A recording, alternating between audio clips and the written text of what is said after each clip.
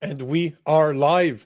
Welcome to the Political Orphans. My name is Nico Lagan, and I am your in-house conservative. To my left, Rob Ambrose, our token lefty. And as always, we review what's in the news. Our goal is simple. We just want to show you that a lefty and a righty can actually get along. And even if we don't agree, you know what we do? We have a normal conversation like human beings. Because remember something, common sense has no political affiliations. What's going on, bro? How's it going, brother? How was your weekend? It's going to be a busy week. Yeah. Not even started yet, and it's going to be a busy week. Yeah, but it's going to be good, though. Yeah, man. But I'm happy, bro. This weekend was cool, man. I'm going to Kelowna, BC. That's right. Yeah, tell us about that. In 2 weeks. I've done a lot of content with an organization called Vaccine Choice Canada. They are they're often referred to as an anti-vax organization, but it's a Canadian organization that's been, man, I think it's been around for 40 years. Okay. Something along those lines. Ted Kuntz, which is the guy that runs it now, or at least he is one of the main guys that runs the organization. I've recorded a bunch of podcasts with him in the past. Okay. And they are, I'm going to visit them in order to record some content. So they have a bunch of anti-vax content, of course, because as we all know, vaccines are entirely safe and reliable for YouTube purposes. But however, that's interesting. So what kind of stuff are you going to do over there? We're going to talk about specifically two things. They are trying to raise awareness for parents, new parents, or people that are going to become parents, similar to my situation, which is why what they're talking about right now really resonates with me. It's really education on all the vaccines that are being pushed by doctors today. You compare that to 20 years ago where there was a few. Now you're looking at something like 15 or 20 of them before the age of 1. Like, it's absolutely insane. Like, they're even pushing, I think it's 3 or 4 during the pregnancy. So wow. Yeah. Oh, yeah. There's like 3 or 4, right? Most people don't, and most people never question it, right? And at the end of the day, it's not one of those where I know where I stand with it. I know where my wife and I are both in agreement with this. At the same time, this is not about saying no to all the vaccines. It's just, here's some information. They have the most intensive website, I believe, in the world when it comes to information on the vaccine, on the safety, what is there, what's in the vaccine. So, like, they really touch a lot, but now they want to concentrate on really young families, parents, or upcoming parents. And he plays a big role with, I don't know if you ever heard of the NCI Canada. Maybe not. What is it? It is, hold on, I just want to make sure I find the real definition, because I always call them NCI. It stands for National Citizens Inquiry. Okay. Which, again, they have one of the biggest organization for you can see it as a citizen-led coalition to examine Canada's response to the pandemic. Yeah. So that's all. There's a lot of personal experience, a lot of people that were injured, a lot of people that they speak about it. And again, for YouTube purposes, it's either, I'm not saying that vaccines are wrong. I'm just saying that having knowledge is never a bad thing, right? Yep. I mean, like, I am not by any stretch anti-vax. I think there's definitely some of them that I think are probably fine. What I really don't like is the trend lately where, like, you can't even question a vaccine. You can't even speak about. You can't say, even if I go and say as a liberal on the left, say, hey, like, I'm I'm okay with that. Like I'm not anti-vax, but I do want some information about this. What is this going to do to my body? What are the studies done? How safe do we know this for sure?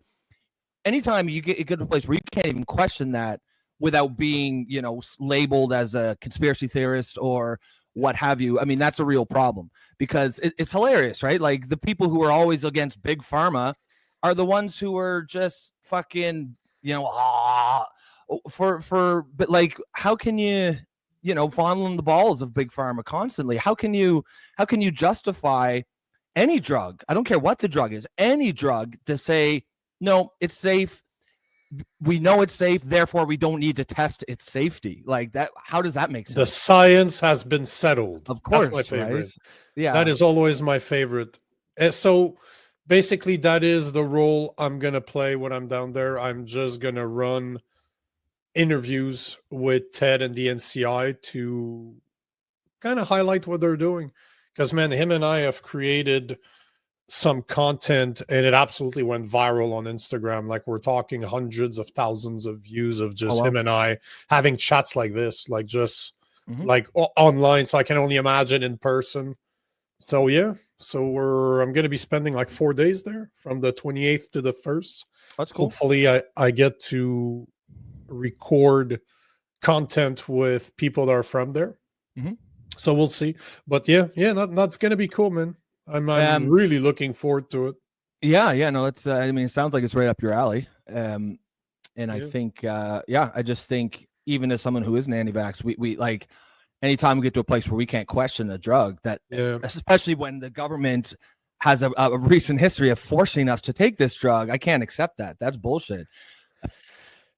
And let me go to Jason here. Jason, how's it going, before brother? You do, that's exactly my point. Like I have my own perceptions on them. I don't want to get us in trouble, so I will. Yep. I will not. But let's just say I'm part of 9% that is not vaccinated in Canada. So's my wife. So you can see where my views are regarding our son. But yeah, at the point, I'm not there. We've spoken about this before, and I'll repeat it a million other times if I have to, but I'm never there to tell people what to think, just to provide a different perspective than what's being talked about.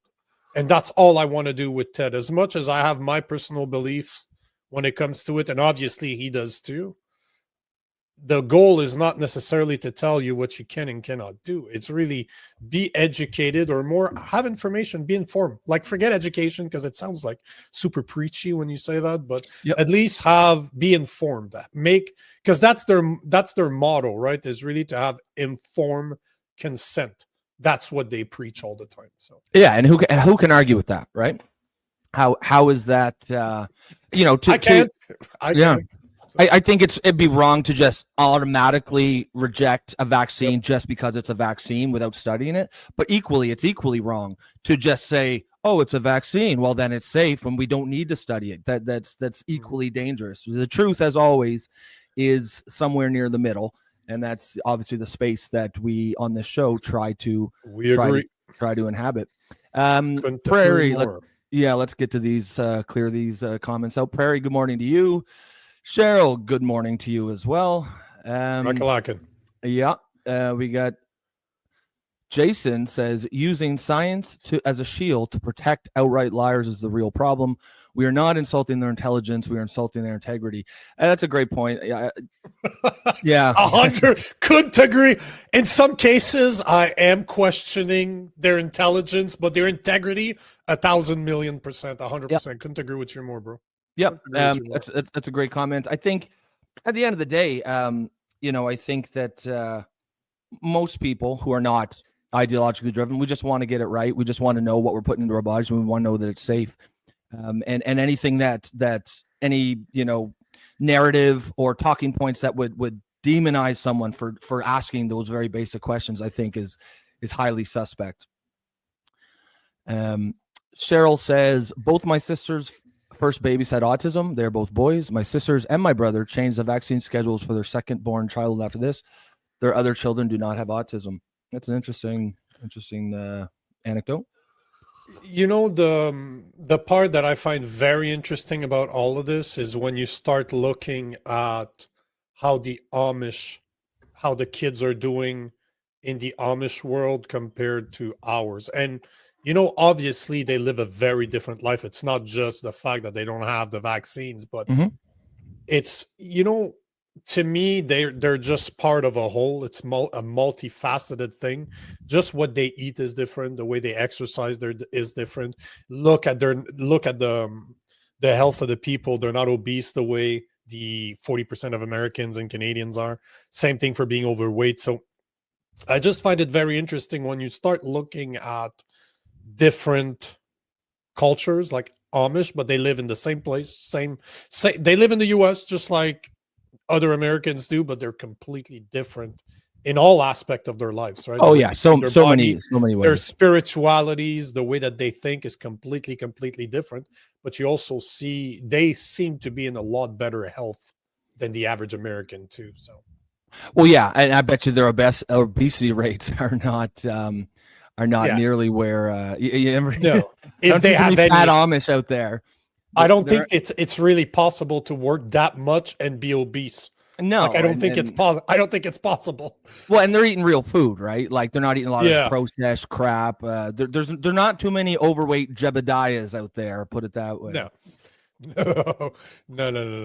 That's I'm just looking right now. They say that. So if you look, that's from 2018. But I know what the real numbers are for Americans. It's between 40 to 42%. So let's call, sake of argument, let's call obesity? It 40%. Yeah, 40% of Americans are obese. They say that less than 4% of Amishes are 10 times less. Well, yeah, and there's a tiny bit of a difference, right? Like just their lifestyle is completely different. How they eat is completely different. So yeah, they're definitely gonna. You're going to see that in obesity, but you're also going to see it in other things too, like autism rates. I think, it's certainly it actually provides for a pretty interesting sort of almost scientific experiment because you've got an entire population that is essentially segregated from society in a lot of their behaviors and lifestyle patterns. So yeah, I feel like in a lot of ways we could learn a lot of stuff from them. They say, just as an anecdote, the American Journal of Cardiology says that the Amish men walk around 9 miles a day, 7 miles for women. That's insane. Yeah, I wonder how many 2,000 steps. That's I was gonna say. I wonder how many steps that is. Because we got people. We're out here be like, oh yeah, I got my 8,000 steps. Like, bitch, you just walked to the store back. Like, come on. Yeah. Jason says, so on average, it's 2,000 step in a mile. So they average something like 18,000 steps and 14,000. And that's just their walking. Steps. Then they've got they're just probably normal day-to-day lives. I doubt that and they don't wear the watch, right? Yeah, exactly. Right. Yeah, yeah. They don't... At least I don't think so. No, I suspect that would be against their beliefs. Jason says the Amish would be a great vector study for the ones who were jabbed and not jabbed to get the real science, but they won't do it. And of course, I think we know why they won't do it. But that's a great point, actually. I would be curious to see what the death rate in COVID was. Was it any higher than the public at large? And maybe it was even lower. And that would really obliterate some narratives too if we found something else about that. So Cheryl, I think, is mad at me. She keeps on calling me Nicole. Does she wear? Oh, no, I think that's just that one. She called you Nico up here. That's funny, but she says. But at the bottom, she calls me Nicole. Yeah, there's no cancer in the Amish either, eh, Nicole? Interesting. That's just on the weekend, Cheryl. Yes. You do not get to call me like that. Yeah, it's during the week. I'm a man during the week. Okay. I only identify that way on the weekends. Yeah, just on the weekends. That's hilarious. We got a bunch of stuff, by the way, guys, over this week. Before I forget, I want to bring that up. We do have instead of Jason being here on Wednesday, we're gonna have Andrew Kaufman. If you guys know anything about vaccines or the people that, how can I say this without getting in trouble? people that are questioning. Oh, there you go. Questioning is a good word. Yep. If you've ever questioned the vaccine, you know exactly who Andy Kaufman is. Dr. Andrew Kaufman is going to be with us on Wednesday at 1 p.m. Eastern. Rob is not with us on Thursday. Yes. But luckily, we have a better looking, intelligent lefty that will join us. Jason will be with us. So instead of being here on Wednesday, he's going to be here on Thursday. That's the true great replacement. Jason sliding in here on this show. Yeah. He's just coming in to replace our Robbie lefty. Yeah. And we also want to let you know that we will be covering the debate on Thursday. So there is the federal election leader debate on Thursday. That is the 17th at 7 p.m. Eastern. Rob and I will be covering it. So if you want to hear our extremely intelligent comments during the and why wouldn't you?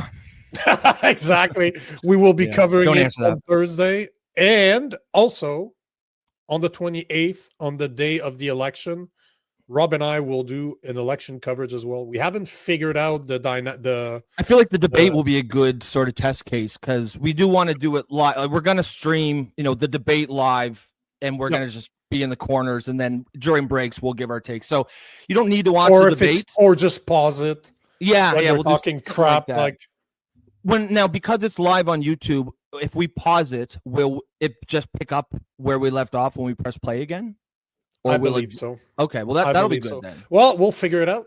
Yeah, because I've been on live events where like the CPAC with Jason Lavigne, but I've never ran it, so it'll be a good test case. But yeah, we're gonna do it. We're gonna do it live. We're gonna have the debate here on so you don't need to watch it somewhere else. You're gonna get everything here. It's a watch party. Come watch with us. Join us, and that's the goal. Like we want to do that for the future too. So we want to make sure to cover big events like those. We will do that in the future too. So that's kind of a test run for us. And it's okay, Cheryl. You're not hurting my feelings by calling me Nicole. Nicole is probably the least. Good cover, Cheryl. Good cover. It's probably but it's probably the most positive insult I'm gonna get today. So by possibly, it's like for sure, no questions about it. So. And this is Clown War. If I remember correctly, that's Sylvie, right? Correct me if I'm wrong. Is. But yeah, see? She has the same name as my mother. That's why I remember. Okay. So she it's not a very common name anymore. It isn't. No. It's funny how names sort of like have ages associated with them. Like you couldn't imagine like a 90-year-old Brittany. You know what I mean? There aren't many like 90-year-old Britneys around. Vice versa. There's not too many 5-year-old. What's Jacques? Gertrude is a very Gertrude. Oh yeah, that's a Gertrude. Super Ethel, fucking Ethel, nice. Ethel, yeah. But you also have names that are attributed to jobs, right? Like Jeeves. You know that guy's going to be a butler. He's a butler, of course he is. Of course he is. How could you not be? You're dooming your child to be a butler if you name him Jeeves. The only thing that don't change is biblical names. That's why I'm such a fan of biblical names, because they never change. Like over the few thousands of years, they're always there. They always come back. So they're strong, right? Like so, my son's name is Isaiah. They're masculine men. Oh, yeah. Isaiah's a great name. Yeah, masculine, it was between Isaiah and Noah. I've always liked biblical names. They just feel timeless and classic. Yeah, ours is Eli. So yeah. Oh wow, that's amazing. I love that. I'm a big fan of the Book of Eli too, like the movie. Well, you should. Love that movie. Is the full name going to be like Elijah?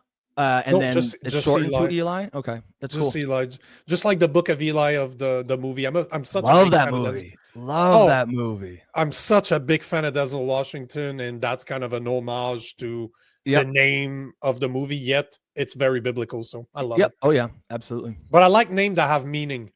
Like, I don't like to just choose names for, it sounds cool. No. I like to know the definition of names. And that is, saying that you're saying like something like Eli is ascension or height as in connection to God. Like I ascend to God. Yeah, because in the Bible, that is some badass shit, right? In the Bible, Elijah the prophet was carried up to heaven to see God. Yeah, man. I believe that's a Bible factoid. Is you could as a trivia question be, what's the only man in the world who's never died a natural death? At least Eli. at least in the Bible, because Eli didn't die. He was brought up to heaven by God in fiery chariots. They say. That's some badass name right there. there. That is pretty badass. That's super badass. That's why we chose it. Fucking love that name, man. Prairie says, yes, you can pause it and it will pick up again where you pause. So that's good news, because that's basically what we'll do when we see something that we can't let go or has to be commented on. We'll hit the pause. But yeah, so guys, if you're, you don't need to watch anywhere else, just watch with us. And, it's a watch party. You can chime in, of course. And now that's the whole point. Yeah, of course. Since we're on the topic, guys, remember to like and share the stream if you like what we're bringing to the table. And of course, as always, we do this show live precisely so that we can have this audience participation. That's really what makes this show what it is. So please, if you're out there, if you're a listener and you haven't commented, drop a line, say hi. We this is why we do it live. So yeah, we'd love to hear from you. With that said, what say we? What do we got on the agenda for today? So we're definitely going to provide you guys with a Mahmoud Khalil update, because that sets a very interesting precedent. It does. We have an update. Not that I don't know that I can call it an update, because we haven't really talked about it. But Abrego Garcia, which is like night and day. This is where I think is he the gay hairdresser? Yeah, exactly. Okay. No, Abrego Garcia, that's the dude that was illegally deported. You know what I'm talking about. Yeah, that's what I mean. I believe he was like just a gay hairdresser, or maybe, they missed. So. I think maybe there's another guy, but there was one of these guys, and he was like maybe he wasn't gay. I just assumed he was. Probably shouldn't have assumed, but he's a hairdresser, and he had like some tattoo that was mistaken for gang tattoos. And it turns out, I believe that's him. So we're gonna. Not necessarily giving an update, because I don't think we really approached the subject before. No, but that's an interesting that I don't like that one at all. I really don't like what they're doing right now. So this is where I find it interesting, because on one side I agree with what's going on with Mahmoud Khalil. I really don't agree with Abrego Garcia, and the response from the Trump administration. I don't agree with it either. Yep. We're going to give you a tariff update, because obviously that's always moving. So it's probably going to be on the agenda every fucking day for the next few weeks, at least until Trump figures it out, I guess. Yep. I definitely want to talk about Bill Maher, the backlash that he's getting for some comments that he passed on Friday night. And of course, we have an update for the Canadian election. And luckily for you, I watched 34-minute interview this morning of Pierre Poilievre, and Carney went on the most popular French TV show in Quebec, which is Tout le monde en parle. Everybody talks about it, is the translation. So you don't have to worry about translating it, because I did. I listened to that whole fucking piece of shit interviews. Oh, it's terrible. It's so softball. But we're so biased in Quebec. We're so liberal. Yeah. Even though it was softball, either way, I have like probably one page a note of everything they talked about, and so I'll give you an update, so you guys don't have to watch it. I don't suggest you do, but if you feel like falling asleep tonight, that might be the perfect thing for you. We watch it, so you don't have to, or yeah, so you don't have to. yeah. Because it took me an hour, right? Because I'm letting it go, I'm repeating, I'm writing down what they're actually saying. Yep. But there's a part that I posted about this morning, and I'm going to repeat it today. But there's something that they said. I'm like Mark Carney, Carney B admitted to something this morning. Yes, I remembered. Yeah. Carney B admitted to something this morning, and I don't understand how liberals can still vote for him. Like, I don't understand what he said yesterday on the show. I don't understand how people can still vote for him. And so that's for later on. Okay. And Sylvie is saying that she can't stand Guillaume Lepage, and you're absolutely Is that right. is that that's the Bloc Quebec no, leader? no. Guillaume Lepage is the main guy for Tout le monde en parle. He's the one that runs the show. He's been running it for 10, 20 years. He used to be part of a comedy sketch show years and years ago called Rock et Belles Oreilles. But all to say that I used to live on the plateau, like super trendy area in Montreal, and he used to train at the same gym as me. Like like Guillaume Lepage would used to show up to do some privates, and he's a low man. He's a tiny low man, and he's one of those that I've looked at him because I recognized him, and even years ago I did not like him. Like he's liberal to the max. Like liberals can't do no wrong under him, but he's just a little twat. I really like that word, by the way. Yeah, it's a great word. And yeah, I know, right? Lepage actually trained. Yeah, I agree. But like a very, very effeminate man that looks down, like he looked at the ground in public. Like he's surrounded by guys that are 220 pounds of muscle, and that little guy's just showing up with his trainer. And he's not comfortable to be there. And he looks a lot cooler on TV than in real life. He's just a little boy that you can just hey, bro, bitch. Move. Yeah. I'm not going to call him a bitch. I'll call him a twat. I'm stealing your expressions. I kind of really like that term. It's a great word. I like twat. Well, it's because I like a word that my wife absolutely hates, like cunt. That is my word, but women dislike it. And I know we have a lot of women watching, and I would never call any of them that. I like that word because I don't care which language you speak. Exactly that it's not good. Yeah. Even if you don't understand English, I call you a cunt. I insulted you. Oh yeah. But twat will do just fine. So that's what we have. So Mahmoud Garcia, an update on the tariffs. We're going to speak about Bill Maher if we have the time. And since Jason is there, I have a video I found from Stephen A. Smith, something that he said loves over that guy. the weekend. I know, that's why I want to show the video, because he said something that it's one of those that I just want to play and let it go. Just like, here's what he said. That's it. Well, he loves Stephen A. Smith, right? That's why. Yeah. Now that he's there, I have the video. I'm like, hey. And if we have the time, I would like to show a couple of videos from this weekend. Something that happened in Ottawa, something that happened in Montreal. They're kind of related, but some indirectly. But I'd like to get your opinion on it. Okay. It's not the Canada I grew up in. Let's just say that. Okay. Yeah. No, I'd be interested to see that. Where does it take place? One's in Ottawa. One was taken right on on Parliament Hills, and the other one was taken downtown Montreal. Okay.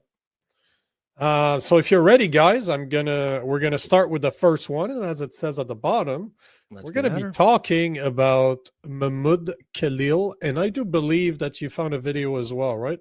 Yes, I did. So we'll start with mine because mine is more serious. I believe yours has Bill Maher and what's his name? Pierce Morgan. Guy? Yeah, Pierce Morgan. So we know that it's going to be more let's just call it not as serious. Okay.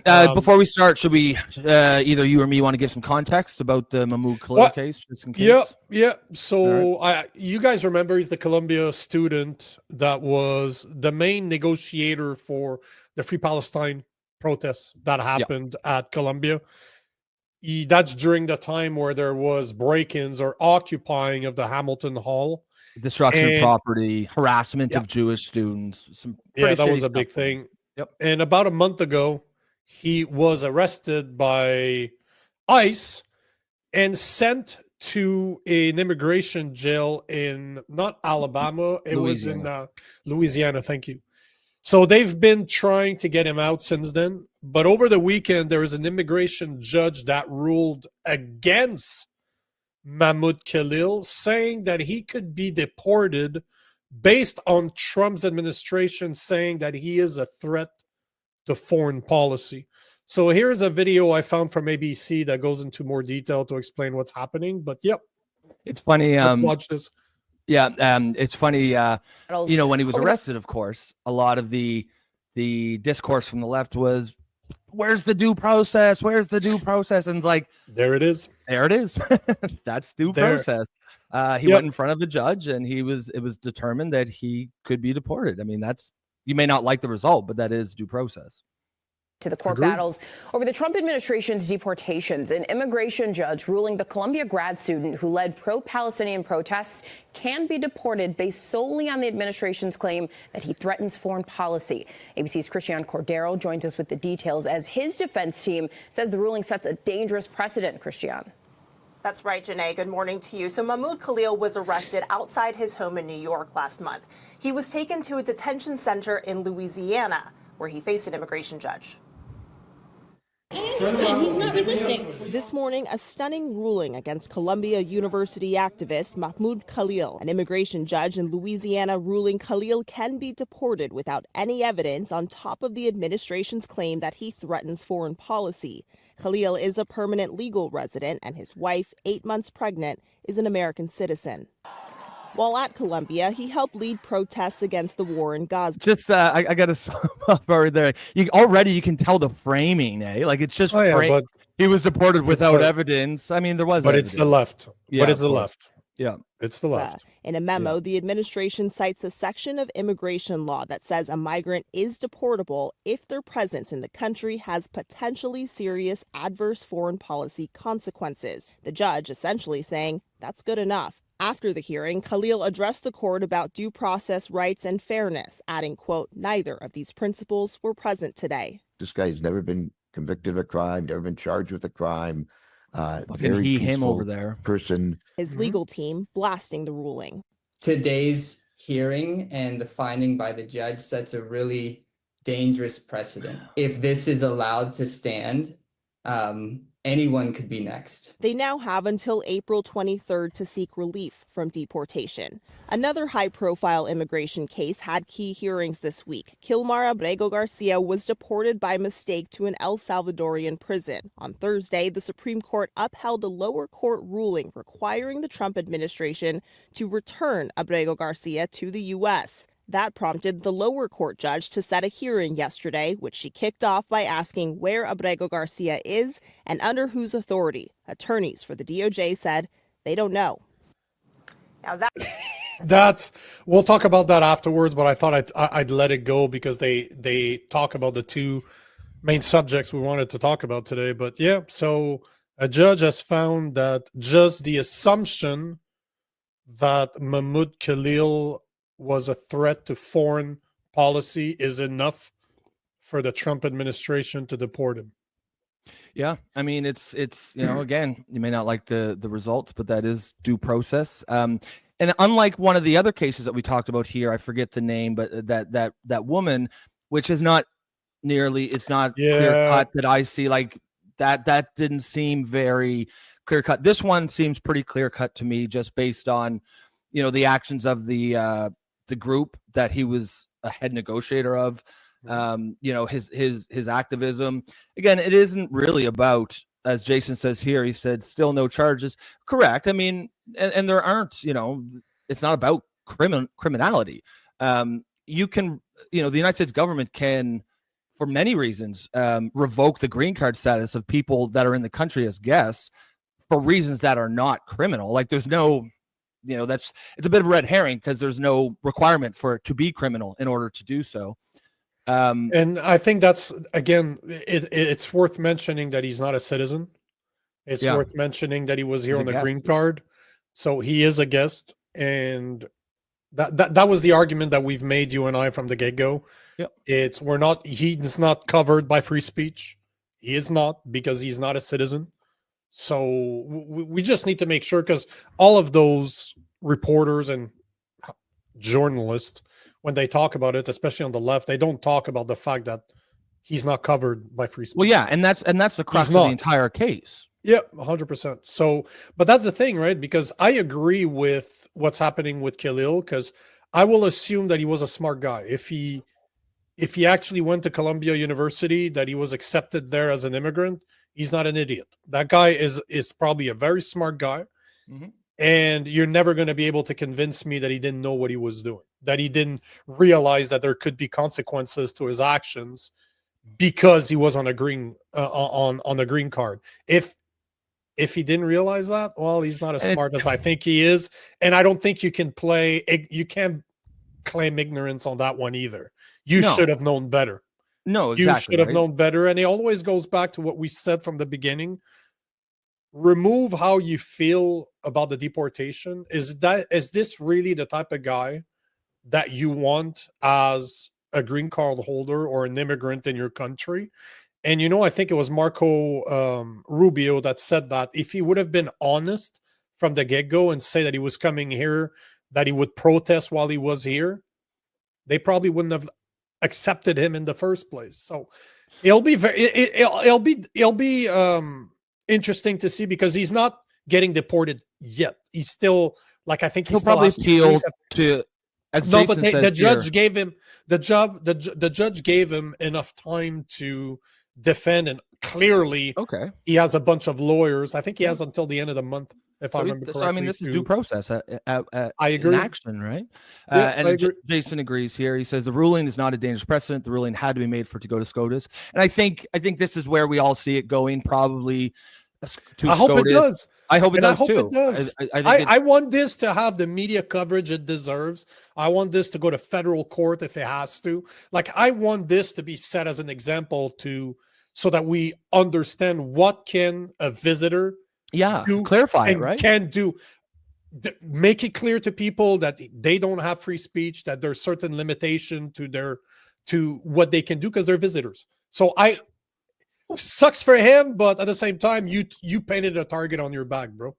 Yeah, and also, I mean, I would probably disagree a little bit. Say he doesn't have the First Amendment protections. He does. Like, First Amendment protections just make sure you can't be charged with a crime for your speech. It doesn't and he has that protection. He's not being charged with any crime, but it does not mean that guests in the country cannot have their green cards revoked for their speech if it deems to be detrimental to the interests of the United States, and that's a entirely should be non-controversial thing. So Jason here says Israel's the only country where we drop everything we are doing to simp for. You can oppose the UK or France as being murderers, and this would not happen. I mean, it's a bit of a straw man, though, because this isn't about Israel. Nobody. We've said repeatedly, at least as far as we're concerned, it's not the cause that he supports here. It's not that he's pro-Palestinian. It's the actions that he's doing, the destruction of property, the harassment of Jewish students. Being a leader in an organization that, on their manifesto, they call for the eradication of Western civilization. None of those things have anything to do with Israel. And if there was a pro-Israel person who was doing the exact same things, I would say the same thing. Calling them out. Get the fuck out. Yeah, agreed. So it's it really isn't about Israel. Tony G says, sounds like he should have been charged with multiple crimes before they finally caught up to him. I mean, that's but technically he's not wrong, because he was the lead negotiator, and even the left is calling him that now. At least they're being honest about that part, where he was considered the main negotiator during the protests.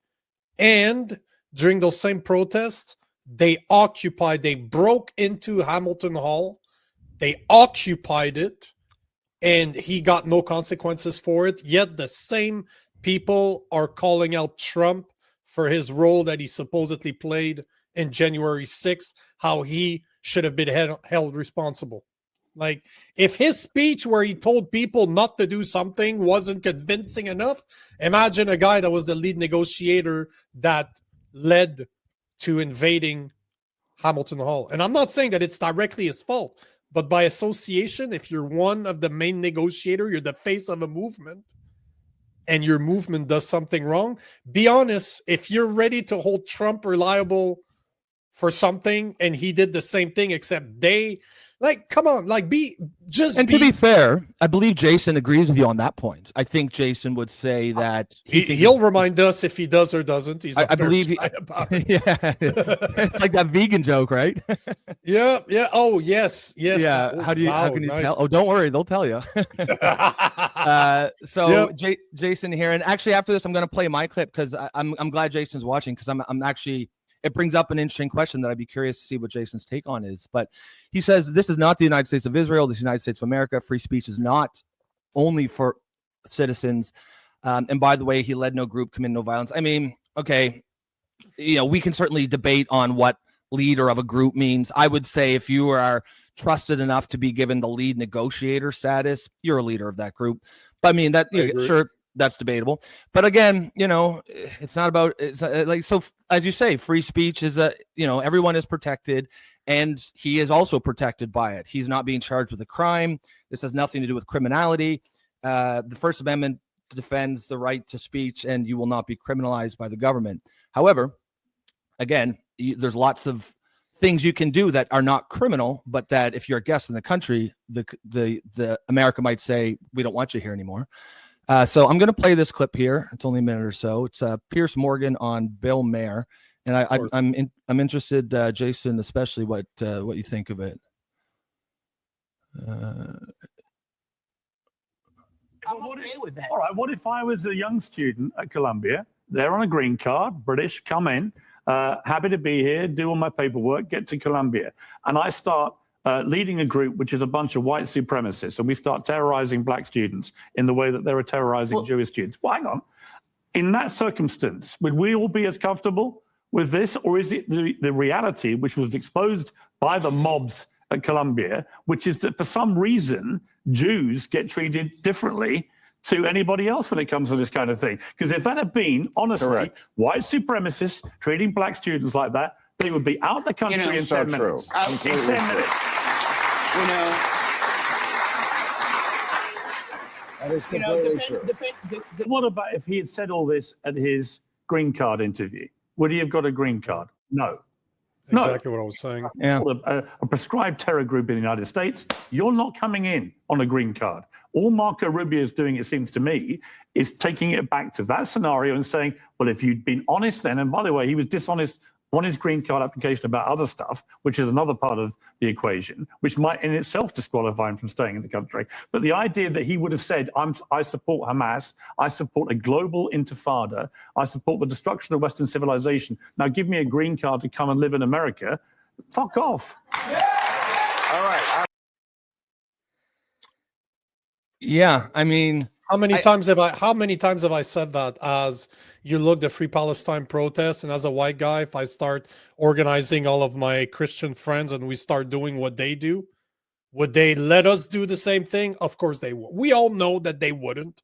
And I'm not Jewish, so it just is that it's just a fact that they are treated differently. And I think Piers Morgan is absolutely right. If a bunch of white guys would have showed up here as students from the UK, and it'd be the left saying, "Get the fuck out now." Yep. And I agree with him. That's a great example. I agree and to be clear, in that scenario, he should be kicked out equally. Like if I were got a green card to go down to school in the States and I start organizing KKK rallies or white supremacy rallies and harass black students, they should kick me the fuck out.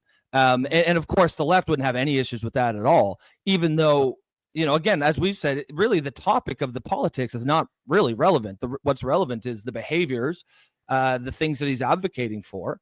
And again, he's not being charged with a crime. It's just saying, okay, we probably don't want this guy in our country anymore. If he was honest on his application, as Morgan says there, he wouldn't have been allowed in the first place. So, I mean, he got 2 years that he shouldn't have had, really. So he should be lucky for that. He'll be able to go to Europe and get into any top university he wants, and he'll be a hero over there. He'll be all right. You're probably right. Absolutely, right. He will. He's a celebrity on the left now, right? And so yeah, he'll land on his feet. But at the end of the day, if he was really worried about this, they trot out the pregnant wife meme a lot. But if I have a pregnant wife, I'm probably not going to go and be involved in political movements that I'm the perfect example. We were in the US until 2 weeks ago. My wife is pregnant. So technically, was I out there? Remember what happened at the McDonald's? As much as I disagreed with the guy kicking me out because he didn't like what the fuck I was talking about, at the end of the day, I'm a visitor. What did I do? I picked up my stuff and I left. Like, this is the perfect example. I could have protested. I could have done something. I could have rebelled against the McDonald's of the world. No, I just took my business down the road. It is what it is, bro. Like, that's right. I was a visitor, man. Yeah, and my wife expressed that's what most people do. Yeah, right. You could perfect example, right? Yeah. Sylvie says, to be fair, Morgan is a huge Israel supporter, and that's actually a great point. And I was meaning to bring that up because it should be said, just to get all the biases out there. He is a huge Israel supporter. That said, none of that takes away anything from his points. Like I'm not an Israel supporter, nor am I denying them. I'd love to go visit that country because my savior is from there. But at the same time, I just believe in common sense. I just believe that you should treat people equally. If it's not okay for me as a white guy to do that to black people, why would it be okay for them to do it to Jewish people? Yeah. And if the Jewish people would be doing it to Muslim people, I wouldn't agree with it either. Yeah. And I'm not debating what's going on across the world, what's going on in other countries. I really don't give a fuck. I've established that in the past, but I'll repeat myself again. What matters to me is what's going on here. I can't control what goes on overseas, but here in North America, treat people the same. I don't care your color. I don't care your religion. I just don't care where you're from. At the end of the day, treat me with respect. You'll be treated with respect too. But I don't want biases based on your religion, or where you come from. Bullshit. That's a great point. Yeah, that's a great point. Yeah, I feel like, obviously, like, we always appreciate the debate here with Jason, and I'll get a couple of these questions before we move on there. But I feel like appreciate it so much that we have him on the show. Yes, exactly. I feel like, Jason, brother, I think you are trying to take it to somewhere it doesn't really, like. I'm sure there are some people who are making it about Israel and Palestine, but for me, it isn't that. It's just, what are you doing? So he says, you honestly believe this is not about protecting Israel? And Western civilization does not mean USA. And by own admission, he was a negotiator, not the instigator. No, I mean, I don't think it's necessarily about protecting Israel. If anything, it's undeniable that the pro-Palestinian activist movement is becoming more and more destructive and divisive and. To me and to a lot of people, I think. Wait till I show you the videos I want to show you today. Like I'll just fucking show them after this. Okay, because they're not long. I'll just show them and I'll make my point. This is what's happening in Canada right now. And I'm sorry to cut you off, but he always brings up Israel in this. I don't give a fuck about Israel. I really don't care. It's all about common sense. Treat people the same. You might think it's Israel, and maybe you're right. You know what? Maybe they are protecting Israel. I don't care. I'm not behind the scene. I don't have that power. I'm talking as a commentator right now. Treat everybody the same. If it's not okay for me as a white guy to have the same behavior, because go back to the videos, you will see that they blocked entry to Jewish people. They were harassing Jewish people. This is clear as day. This is not who paid a shit ton of money to go to university. So basically, imagine a bunch of white people that would have done that to black people, to black students. We would have prevented them from entering the university where they were students. It wouldn't have been okay. So why is it okay for them? Yeah. Plain and simple. Yeah, exactly. Tony G says, criminal harassment, mischief, hate speech, referring to things I possibly could have charged Khalil with.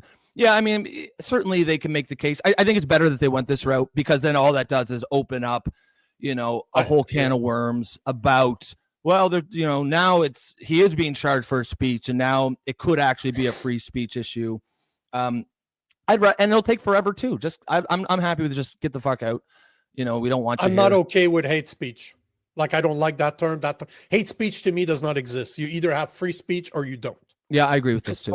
It's a white and black situation. There's no gray area when it comes to free speech. You either have free speech or you do not. Hate speech is not hate speech. Hate speech is the speech that you hate. Very different story. Very fucking different. Exactly. And I think somebody. Yeah, Prairie's a smart girl. What can I tell you? Prairie says there's a big difference between hate speech and speech that you hate. And I agree with you. I feel like, you make that argument today, and a lot of people like on the left will be like, oh, so you support hate speech. It's like, no, you idiot. It's not that. It's that that's hate speech, calling them idiots, by the way. In a modern society, all rights have to be balanced against each other. Like, there's always going to be some negative effect to any law or policy. And all we can do is weigh the good of it versus a potential bad. And I agree that someone going out there doing what I would consider like actual hate speech. So let's say KKK rallies where they're talking about killing black people. I would definitely classify that as hate speech. And I still don't think that should be illegal, just because the negative effects of starting to outlaw speech that you don't like is far, far worse than the actual existence of said speech. Society will police itself. It always does, and it always has. Like someone who is, overtly racist will generally not thrive in modern society, because society is not overtly racist, right? If someone puts their full name and picture and does a big tweet about how racist they are and they hate black people, good luck getting hired by any company in Canada or the United States, right? And that's the way it should be. But that's an example of society policing itself. We don't need the nanny state telling us what words we can say and what words we can't, because I promise you that never ends well. It never ever does. But Jason has a perfect, and this comment from Jason, he's bang on. He agrees with me on hate speech because we don't trust the arbiter of hate speech. Who gets to determine what's hate speech? That means me criticizing the government is hate speech. Like, this is what's going on. And that's Canada. What it will be. And that's what they'll bring it to. Of course, but that's always, as soon as you give the power to someone, that means that someone can tell you what you can and cannot say, because anything can be speech. Me telling you you're wrong could be a hate speech because it makes you feel bad. It hurts your feelings to hear that you're wrong. Hate speech. So anything can be hate speech, and that's why I don't believe in hate speech at all. Fuck hate speech. Yeah, I know. Actually, I'm gonna just show something here, just because it's right up this alley. This is an example of where this leads to. This happened in the UK. The UK is fucked right now in a lot of ways. And France, yeah. This guy, I don't know if you saw this here, but this guy. Oh, there's so many of them. It's hard to keep track. Yeah, he's being harassed by cops, potentially arrested because he told someone to speak English. He may be arrested and charged because he told someone in fucking England, he told them to. Now, is that rude? Sure, probably. But if you want to criminalize rude speech, like, you're an autocratic psychopath who I do not want to exist in the same society, because that's insane. So I'll just play this short clip here. It's only 50 seconds. You may have filmed some of this interaction with the mayor. No? Because if you do, that would be really handy for us. But apparently during some conversations between yourself, apparently you have alleged, we weren't here, so I don't know you said it, but you've alleged to say, speak English. What was that effect? Speak clearly. No, the gentleman's partially deaf. Yeah, he can speak clearly. Yeah. So I couldn't even hear him. No, and that's fine, and that's why we've just come to speak, because potentially someone could perceive that as a hate crime. Did we just know this was going to happen? Yeah, yeah, like, if that doesn't send chills down, that's just such Big Brother. Like, you can draw a direct line between this and literal Big Brother type scenarios once you go down this path. And so I know, we won't go down that rabbit hole anymore, because it wasn't really about hate speech, but just in case anyone's sort of listening, like, it's one of those things that sounds good, like, oh, who would be against hate speech? But you have to understand it will never, ever, ever be used just for that. What they call hate speech hate speech laws will be used to criminalize unpopular speech that goes against narratives. And that's V for Vendetta. V for Vendetta is a great movie. Talks about that. Look at 1984. You know what? I love 1984 by George Orwell, but the thing I don't like about it is that it doesn't explain how they got there. It picks up where in the dystopian world already. But the more, like, I remember the first time I read this book 10, 20 years ago, I did not feel the same as I do today. Like 20 years ago when I first read 1984, it seemed like hey, I wonder how they got there. Today, I'm like, I know exactly how they got there, because we're getting there right now. Yep. We're literally allowing us to go there right now. As we speak, we're going. Yep. So, and people need to be able to recognize that. And one thing I feel like everyone and I certainly wasn't lecturing any of our audience, because regardless of our debates or our positions, everyone here, I believe, would agree with those ideas. Yeah, I mean, as Jason says here, again, when was the last time that people doing the censoring have ever been the good guys? I feel like as long as we can agree on those things, Yep. it's entirely fine to have our debates about other things. But some of these things are just non-negotiable. And I feel like free speech, me and you both agree that's one of those things. Do we want to get some of these questions, or do we think we've played this out here now? And no, I think we did. Now, I think there's a lot of conversations that are in between themselves, so I like it. That's cool. Absolutely like it. But I would go to the next point that we wanted to talk about, which is Abrego Garcia. Kind of shows the polar opposite. The opposite, yep. So I agree with Mahmoud Khalil. What's going on right now? I'm very comfortable with what's going on. All good with me. But the more I hear about Abrego Garcia, the least I agree with it, as in what the fuck happened? And I'm not happy with the way they're treating it either. So you saw in the last video that we played, or 2 videos ago, the video I played, where they were talking about this guy that is now stuck in a prison in El Salvador. And they're like, what the fuck is going on? That guy was deported supposedly illegally for something that he didn't commit, like it was wrong. As per everything that I'm seeing right now online, everybody's saying the same thing. Like, that was wrong of the Trump administration. They made a mistake. I think they're even kind of admitting it, right? Yeah. Oh, no, they are. But if you look at the following video, it's a video from WUSA 9 providing the latest update. We'll talk about it after, but that one does not sit with me well. I don't like it, and I don't like what the Trump administration is responding to, is the way they're handling it. Yep. I don't like it. Trump administration is saying that they have no legal obligation to help a Prince George's County man return back to the U.S. after mistakenly deporting him to El Salvador. Well, the judge in the case of Kilmar Abrego Garcia has ordered the government to provide daily updates on his status after the U.S. Supreme Court ruled that the administration must facilitate his return. Today, the government says that they have no updates to provide, saying that Saturday that the 29-year-old is alive and secure. However, in a second filing, the administration criticized the court, saying that the federal government, the federal courts that is, have no authority to direct the executive branch to conduct foreign relations.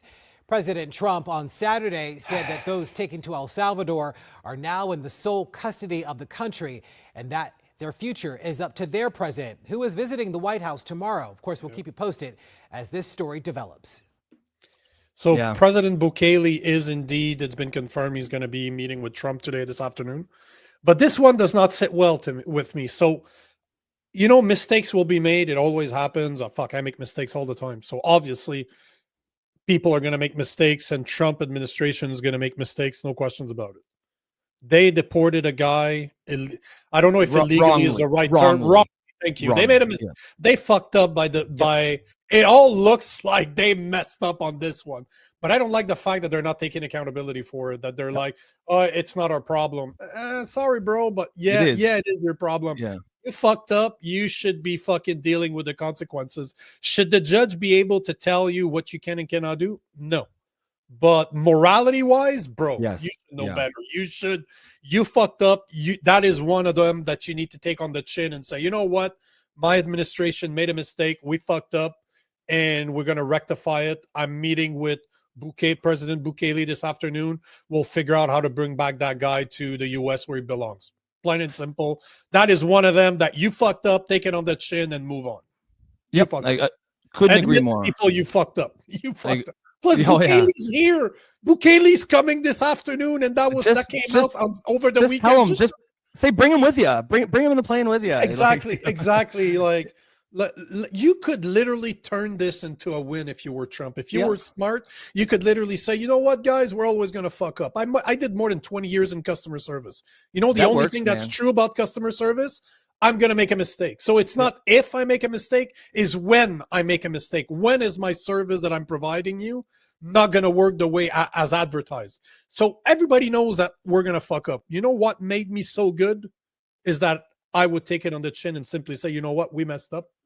Thank you for your patience. We'll figure it out. We'll figure it out for you. And that's what customers want. How are you going to deal with the problem once it arises? Trump right now could take it on the chin and say, you know what, guys, we're all humans. We're going to make mistakes. We fucked up on this one. I just talked to Bukele. Guess what? He's on the plane with him. He's having presidential treatment right now, and we're going to pay him like a fucking baller when he comes back. You know what I'm saying? You could have literally taken it on the chin and just say, you know what, we fucked up, but here we go. We already have a solution. No problem, bro. On to the next one. It would be forgotten in the next 2 days. Yeah, I agree. I think, and that's probably one of Trump's really big sort of Achilles heels, is that inability to admit when he's wrong. And there's a lot of power in that, in an authority, whatever the authority figure is, saying, you know what, I fucked up. I'm going to take accountability and make it right. I think as you sort of identified, there's a couple issues here. There's like what they legally have to do and just what they should do from a moral issue. Like, like you said, I don't like the arguments like, oh, we don't legally have to bring them back. Okay, that's fine. Maybe you don't, but you should. And that goes beyond just morally right. It also goes beyond if you want to retain public support for your positions. Right now, broadly speaking, the American public is broadly supportive of policies that will get rid of illegal immigrants who are criminals, right? That is a winning argument. Nobody will argue. Well, no intelligent person or serious person will argue, no, we should keep the criminals. However, that only works if you're actually getting rid of the criminal, if you're only getting rid of the criminal. So there has to be a mechanism through which they can say, if they're going to do this, we actually fucked up on this one. Let's bring this guy back and maybe give him a bit of compensation or something. Because if you don't have that, and story after story of a family man who gets picked up at work and is now in a fucking murder prison in El Salvador, that's going to really hurt support for these policies. So again, it's like, yes, it's the right thing to do, but it's also the politically smart thing to do. And Trump, one of the big flaws of his psychology is that inability. He just doubles down. And there are scenarios when it works for him, but there are also scenarios when it will backfire. And I wish he would take that lesson. As you said, people are surprisingly forgiving of people who fuck up and admit it. I don't know if you remember, people might remember, I don't know, it was 15 or 20 years ago. Remember, there's a huge scandal here in Canada with it was like listeriosis was found in like the Maple Leaf. It was like an outbreak from Maple Leaf Foods that they had like contaminated hot dogs or bologna or something that killed several people. And it was a huge scandal and such a big thing that people thought Maple Leaf, and if you're American, Maple Leaf is a major Canadian foods company, that they were probably going to go bankrupt because of it. And I remember the CEO came out and he had no teleprompter. He just fucking stood at a speech. He said, he led with, my lawyers have begged me not to do this, but I'm going to do it anyways. We were wrong. Essentially, we fucked up. We hurt people. We're taking accountability. Here's what we're going to do. Here's how we're going to fix it. And to this day, that story is taught. My brother went to he got an MBA, and that story is taught in business schools as a way to do damage control for companies when they're facing that sort of thing. So and Maple Leaf rebounded stronger than ever. People understand mistakes. What they don't like is people who will double down and just refuse to admit they were wrong. And I'll just take but before you do, one of the biggest problems that we see with Trump is he's not a humble person. No, he isn't. And this to me is one of the biggest flaws of his character, is that he refuses to be humble. Yet, what is a greater quality as a leader than to be humble, to be able to say, you know what, I made a mistake. This is all it takes. And man, what your opponents, so all the Democrats out there that are talking bad about him day in, day out, what could they say about a guy that is humble? Yeah. Because we don't have a lot of humble leaders anymore. Like, this is not a quality, especially not in politics. But how refreshing would that be to have a leader that is ready to say, you know what? Yep, I fucked up.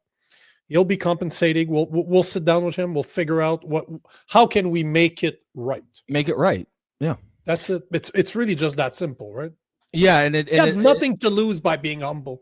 You have nothing to lose. Nothing. Yes, your ego will get hit. Yes, but if you're a humble person, you have nothing to lose by admitting that you were wrong. Nothing.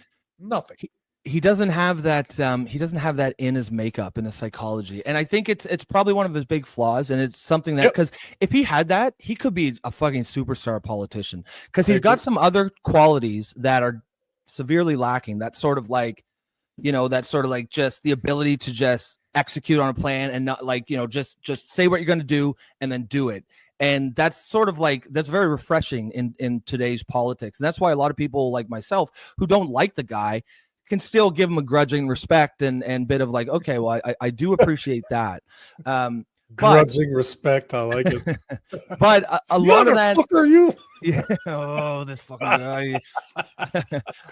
But a lot of that, you can lose some of that the sort of the benefits of that as a superpower when you refuse to admit that you could ever be wrong, because then you just seem scary. If you're like if you're a leader willing to exercise power, people like that. But if you're a leader who like seems like eager to exercise power and you will never admit you're wrong, people don't like that as much, because then you start to think, what if I'm on the wrong end of this? Whereas I think his makeup is such, he's afraid of, he cut his teeth in the dog eat dog world of New York City real estate, right? Probably one of the most intense competitive markets. You have to be, it's like the epitome of alpha dog, chest thumping.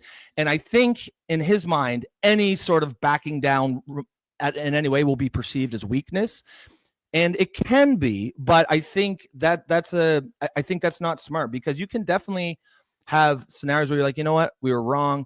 Here's how we're gonna fix it, and it doesn't come off as weak at all. And in fact, it's a very effective leadership style. And I don't think they'd be effective in convincing Trump to be like that, because it's Trump. It's baked into his DNA basically. But I think he could get a lot more mileage, just politically speaking, if he adopted that once in a while. And it's a long game. It's the long game at this point. Yeah, like he hasn't even been there for 100 days yet. That's wild, bro. You're gonna fuck up again. One thing I can guarantee you, Trump is gonna fuck up again. Just be humble, man. There's so much information today that's going on. Every single time you open your phone, there's something else going on. People are gonna forget about this, but it will only drag on if you're not humble. If you're humble, give it a couple of days, it'll disappear. There's so much going on, but people will remember that you were humble. They might not even remember why you had to be humble, but they remember that you did. Yep, I agree with you. I'll never understand why it's such a hard thing to admit that you were wrong. Yeah, I mean, obviously, you want to. I think a lot of guys like Trump just sort of, again, they perceive it as weakness. And of course, you don't want to be a simp and just go around admitting you're wrong all the time just to make things easier. You have to actually be wrong. But if you actually are wrong, and if you ever, I do feel like, being an adult and being a man, sometimes you do need to look in the mirror and be like, you know what, was I wrong? And sometimes you're like, you know what, I've went over this many times and I wasn't wrong. I know that what I did is right. And that will, you should have this sort of, moral fiber to stand up in that scenario. But by the same token, if you actually do that and you're like, you know what, I probably was wrong. Like, it isn't a sign of weakness to go and admit that, or to take accountability. And the thing is too, is that if you look at it this way, he's probably not the guy that took the decision on this. It's somebody that's a good point. It's somebody that he chose. So as a leader, you need to be able to take blame for somebody that works for you. Just take it on the chin, man. I don't understand what the big deal is. You chose your cabinet. The people that are there work for you. They're going to make mistakes. They're just human beings. Why not just, you know what, guys? My bad. I should have been better. We're going to make mistakes. We're going to make sure this doesn't happen again. He's back. He's back with his family. We compensated him. He has the salon that he has always wanted to have, and then pop out. Because I assume that you're right, that he was a hairdresser. I think he's the hairdresser guy, yeah. But yeah, and that's a good point too. Like in the context we're talking about, it's not even like Trump personally, did that. So he can just say, listen, it happened. I didn't do it, but it happened under my watch. And as a leader, I'm going to take responsibility. Here's how we're going to fix it. That's a sign of strength, in my opinion. Not couldn't agree with you more. I agree. Joe Strauman says it's called malignant narcissism. Yeah, I mean, I always like your positivity, Joe. It's tough. It's tough to diagnose that kind of thing. But like, if let's say Trump took however they diagnosed that, and it was found he had that, I wouldn't be entirely shocked. And I bet you I wouldn't be surprised at all. Are you kidding me? No, of course not. But I bet you'd find a lot of leaders have some version of narcissistic personality disorder. They pretty much all do. If you look at the psychology behind it, to be able to take the type of decision that they take every single day, they have to be able to separate themselves from the outcome. Yeah. And often the outcome impacts so many people. You need to be able, you look at leaders, they're most often than not, they're not only narcissists, but they are sociopath. Yep. And what's the number one thing of a sociopath is the lack of empathy. Think about it this way, man. You run a business with thousands of people in it. At one point, those names just become numbers on a spreadsheet. And if you make more money canning some than keeping them all, guess what? People get cut. That's why I would never be able to run a company like that. I couldn't. I can run a small team maybe because you interact with people. They say tribalism finishes at about 100 people. When you don't know those person, personally, when you don't have a name on a face to a name, or you don't interact with them, you stop caring, and big companies start fracturing. Yep. And you need to be. It's so bad to say that it needs to be like that because it shouldn't have to. But most of those leaders are not only narcissists, but sociopaths. Sociopath. Yep. Yeah, that's right. They have no empathy, unfortunately. Yeah. And it might almost be paralyzing if you're too empathetic. How could you make decisions? Because there's always going to be somebody that's getting hurt, right? That's why I couldn't run big companies like that. Like, I've had 7 employees in the past, and I took no salaries in order to make sure my guys were getting paid. You know what I mean? And that's not always the best way to do it, to run a company or a business or a country or what have you. Sometimes I care. Unfortunately, I care. Yeah. Yep. I agree. I think it's unfortunate. It's probably an uncomfortable conversation, but there might actually be some value in having a sort of sociopathic leader in some scenarios, as long as hopefully there's some guardrails put in place. Some guardrails put in place to make sure that they don't, fucking fuck shit up completely. But yeah, like fuck shit up. Okay, like an overly empathetic leader could probably find themselves paralyzed and be unable to make any decision. Well, I don't know if it was with you that we were talking about this, but his chief of staff is a woman. No, it was with Kaylor Betts months ago. Yep. So Trump is the alpha leader at the top, right? And then he chose a woman as his chief of staff, and Kaylor Betts, and I'm pretty sure it was him, he explained it in a way where he said, Trump is not going to take decisions based on emotions, but he has a woman that can correlate what he's saying in a way that will be emotional to his staff. Like, he can be, because like a filter or something.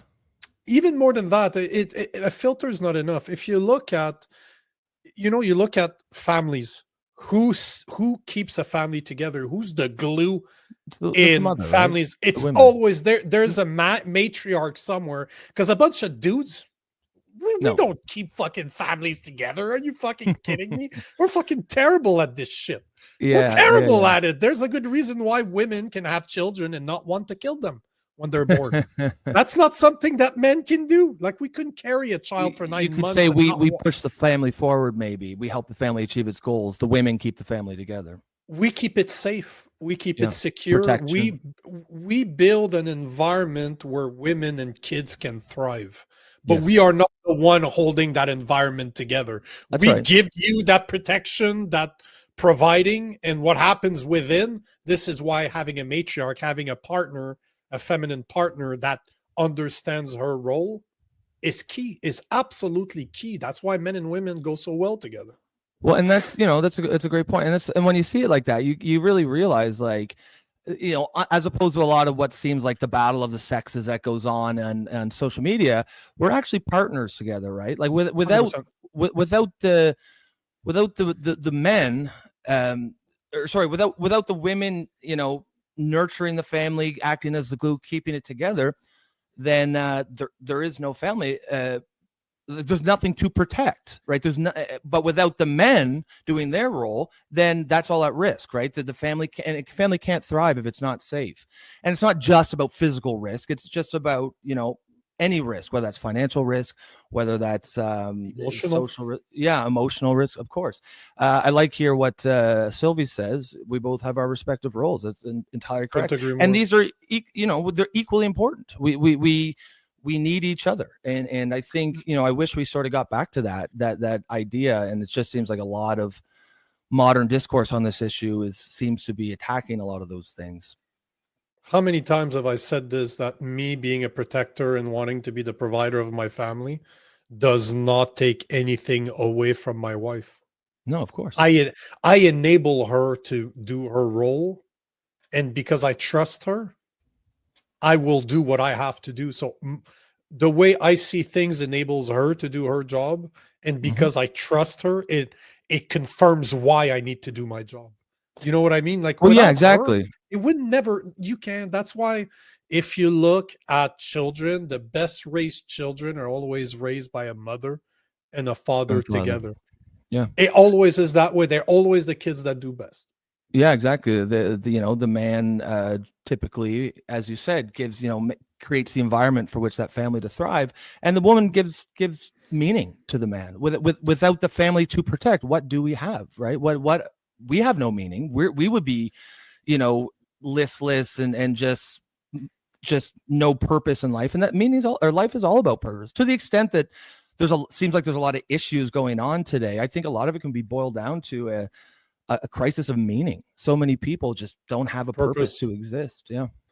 What's the expression? We can finish on this, but the expression says that a man will buy a house, a woman will make it a home. Yeah, and it's simplified, of course, but it bears, it hits home as sort of having that ring of truth. So true though. The guy can work our asses off to buy the object, and the woman will make it meaningful. Yeah, like that's all it means, right? And it's a fucking beautiful thing. I'll never understand why it's such a big problem for feminists today to accept this. Because one doesn't take, I'm not saying my role is more important. I'm not saying her role is more important, but my wife pregnant, almost 6 months pregnant, is 130 pounds. I'm 230 pounds. I'm 100 pounds bigger than her. Who's protecting who? Well, if I stand in front of her, you don't see her at all. She's not there. She disappears behind me. So let's be honest, right? And it's not a bad thing. I'll take a bullet for my I'll take a bullet for and that's her, a good thing, right? That's so toxic. That's so toxic. Oh yeah, of course it is. I agree. I think a lot of the discourse has been to try to demonize those things, and I also do see a pushback. You see it in a lot of like the trad wife movement. There are a lot of, I think, women who are saying, this doesn't. A lot of this stuff doesn't really speak for me. It doesn't represent how I feel. And on the other side too. There's certainly things that men do that are really shitty as well, and contribute to sort of this divide between men and women. So it is not, there's plenty of blame to go around if we want to go down that route. But at the end of the day, as you said, I think we both have our roles, but each other's, without the other person, our roles don't mean anything, right? We are partners, and I think I wish that sort of discourse entered, the lexicon a little more than it has. I think Joe agree. He likes my honesty. Bro, if there's one thing I've learned, I'm honest all the time. You either fucking love it or you fucking hate it. That is another thing, that there's not a lot of gray area on my honesty. But that's the case with honesty anywhere, right? You get people who appreciate it, but you also get the people who hate it. And Joe says this is real talk here. Couldn't agree more, brother. That is, the way I explain my honesty, I always say I'm the asshole you need in your life. Yeah, that's a good way to do it, for sure. I am kind of an asshole, so by kind I mean I am an asshole. So, well, it's a good tool to have in the toolkit, for sure. Even if it's not even if you're not a natural asshole, the ability to, I think all men need to have that ability to play that role if they have to, even if it's not natural to them. It's uncomfortable, but yep, I agree, man. Yeah. All right. I wanted to give a tariff update because obviously it's going to be in the news forever. So I got a couple of videos to show. The first one is about last week we were talking about how there was 170 countries, 175 countries that came forward saying that they're ready to negotiate after the tariffs. Over the weekend, it turned from 75 to 130 have reached out to the U.S. So here is Kevin Hassett. He is the National Economic Council Director. Quick video on what happened over the weekend with the tariffs. So that's video number one. There's another one afterwards, but yeah.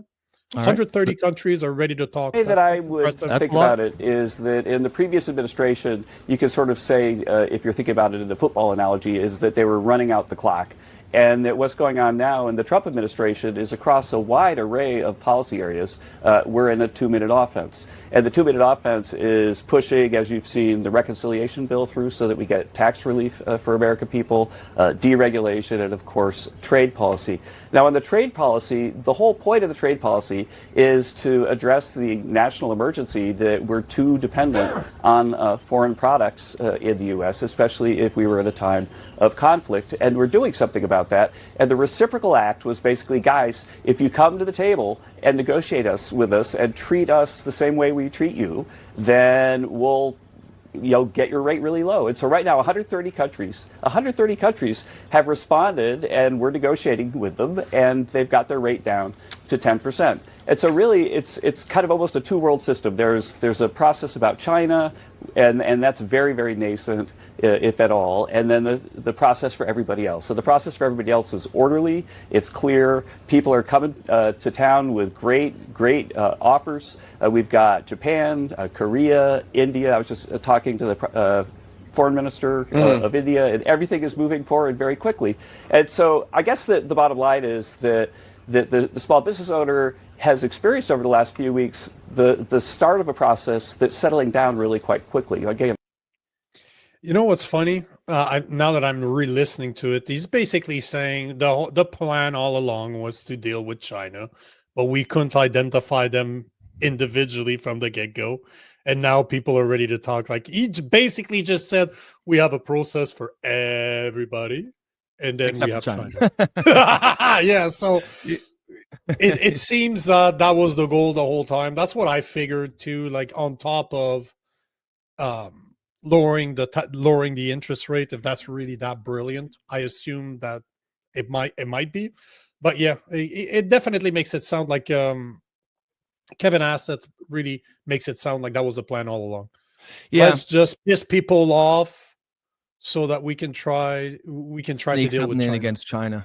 Yeah, I agree. Like, we obviously talked a lot on that day, the quote unquote Black Monday, about the lowering of interest rates, and I thought it was a super interesting discussion and certainly worth talking about.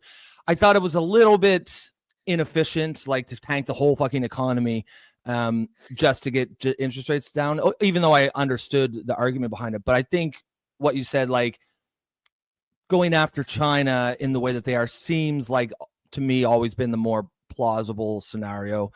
I think, as we've talked, we've sort of gone into all the in depth about it, but there's lots of reasons why something had to happen with China. They were in several different ways behaving in a way that, maybe it was okay in the 80s when they were still an up and coming power, but now that they're a major global superpower, you have to put a stop to it at some point. So I like I like all that stuff. It'll be interesting to see sort of where it goes from here. I feel like we're done a lot of the initial shock, and now it's just about letting everything play out as it does. But I do like I like the strategy of focusing mostly on China and not creating a scenario where it's America versus the entire world, which is what it sort of looked like it was going to happen. And I've heard lots of people on the left say, oh, well, because you said this was a plan, or you think this was a plan all along. And people say, oh, no, this is just, he didn't realize how bad it was. And then once it did, he pivoted. And to that, I would say, who cares? he got to even the if right that was the solution. case. Yeah, Even if that's the case, I want to see that from my leaders. Right? You do a plan. Fuck, it didn't work out. Let's pivot to something else. So either way, I'm okay with this. but then if you look at the next video that I have for you guys, it's a bit goes to what you were saying right there.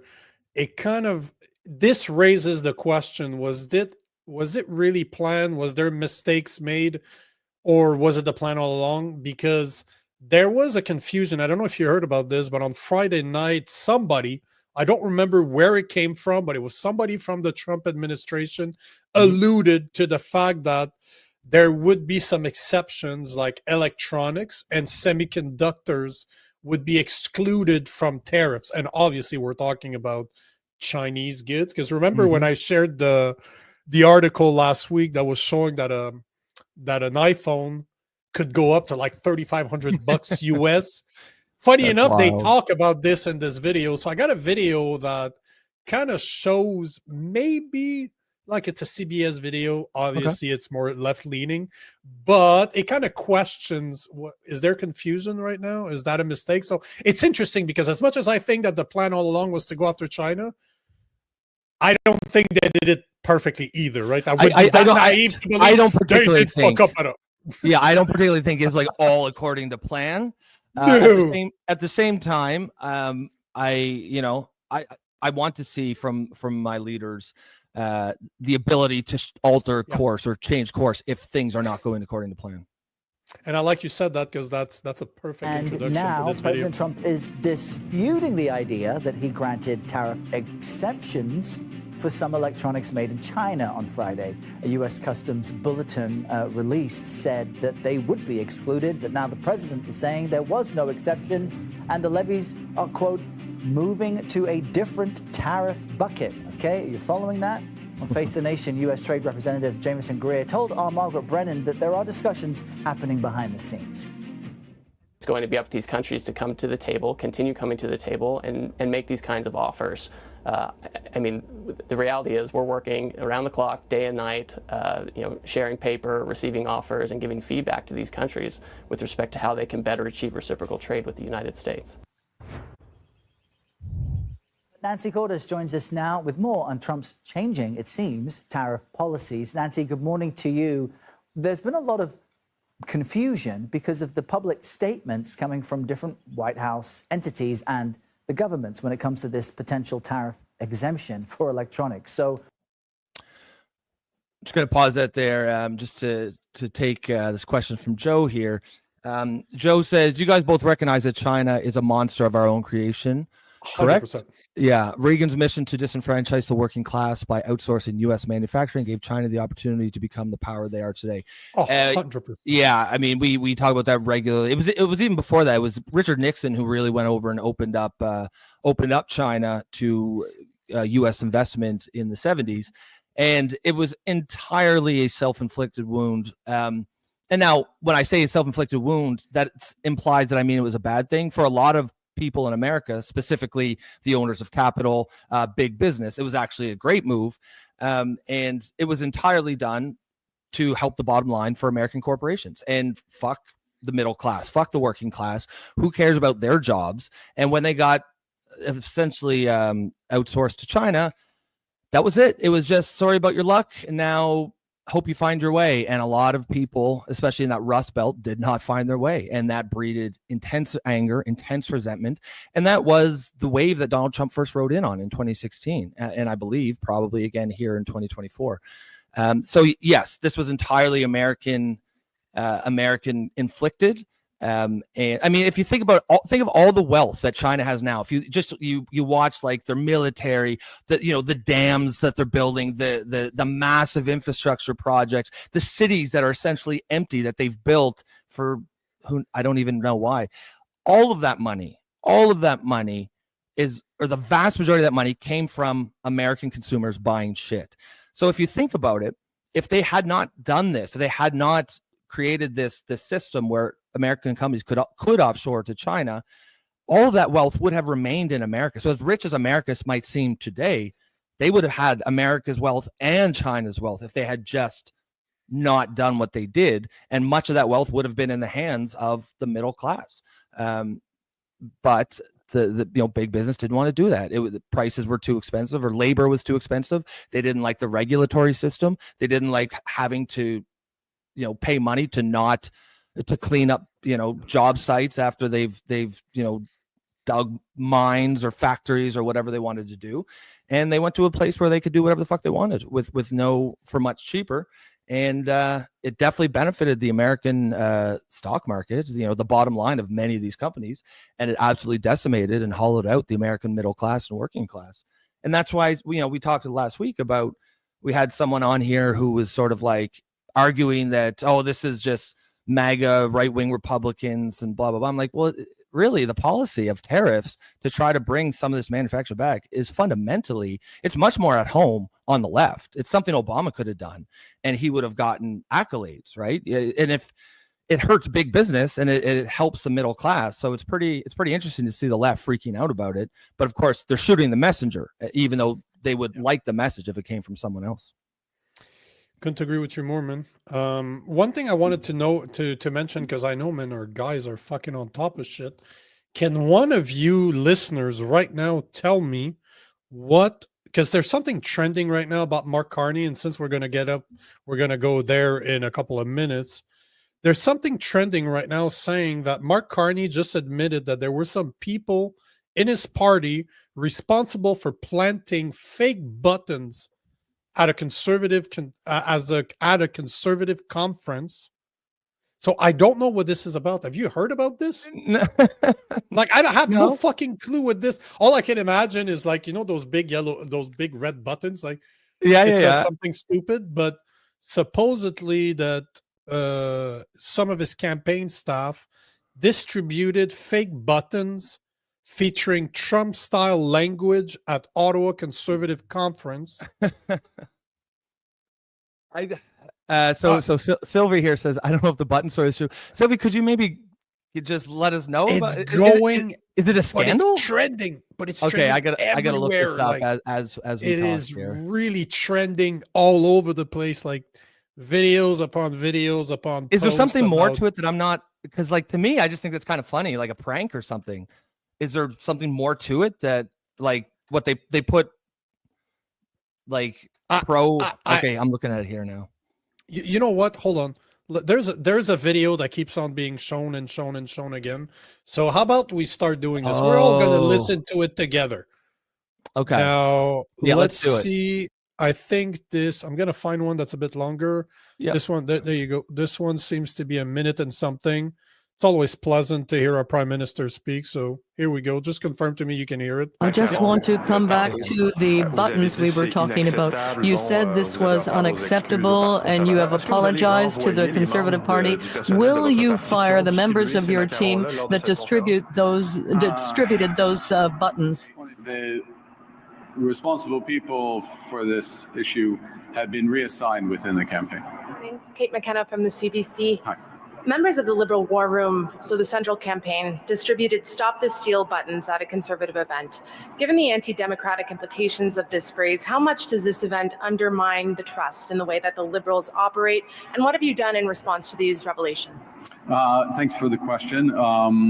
Look, this is totally unacceptable, to be absolutely clear. And I, on behalf of my campaign, I was unaware of this behavior, but on behalf of my campaign, I apologize for it unreservedly. Okay.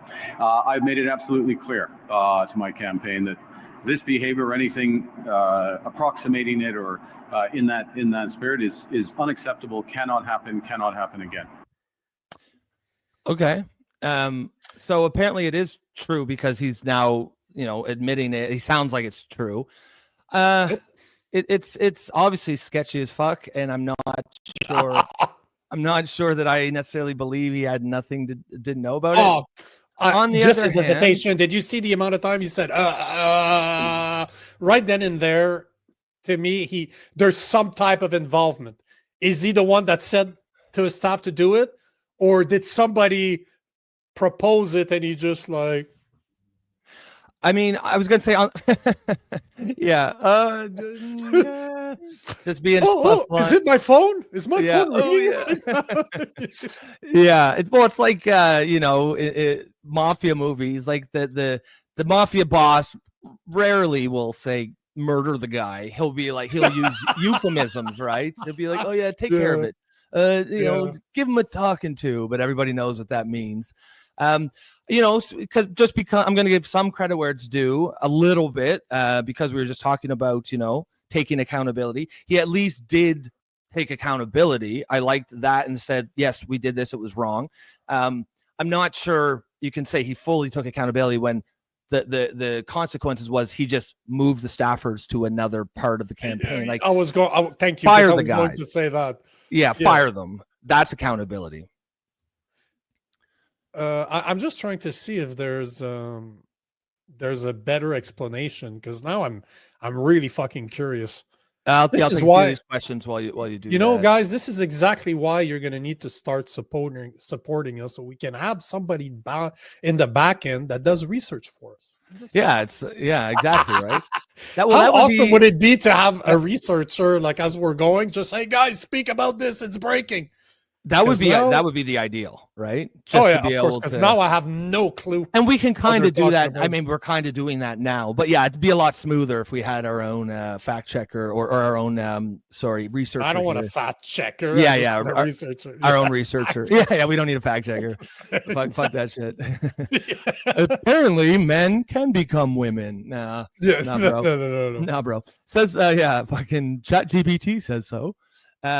Prairie says there are criminal charges for these actions. They can be, for sure, as she says here, violations of the Elections Act. It sounds a bit silly at first, like buttons, but yeah, once I saw the buttons, I don't know if you saw them.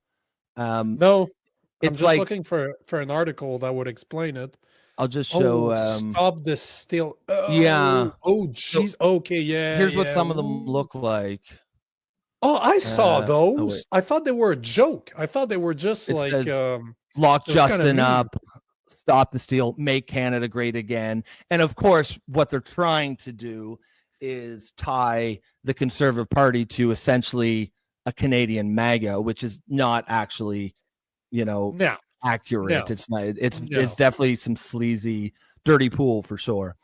That's for sure. If they are found guilty of doing that, and obviously Carney just admitted to it, that his staffers actually did this, that should be election interference. And if there are criminal charges, he should be held responsible. This to me is like the same thing as Mahmoud Khalil being the chief debater or the face of a movement. This is no different. If it's your staff that did this, bro, you should be held accountable. Well, you if nothing else, fucking fire the guys. Like that seems to be the obvious. But they've been reassigned. So we're sorry we got caught. Sorry we got caught. Yeah, they got exactly right. So they got probably got a promotion, to be honest. A little bonus in the paycheck. But again, let's see how the news takes this, because we all know that if the Conservative leader Pierre Poilievre would have done that and they would have gotten caught, CBC would be all over this and just like going fucking crazy by now. Oh, they'd probably it's not the case. Demand his resignation. Which is not the case right now, right? So yeah, it will be interesting to see. Sylvie says Poilievre won't let people in his rallies if they wear MCGA. It doesn't flow as well as MAGA, eh?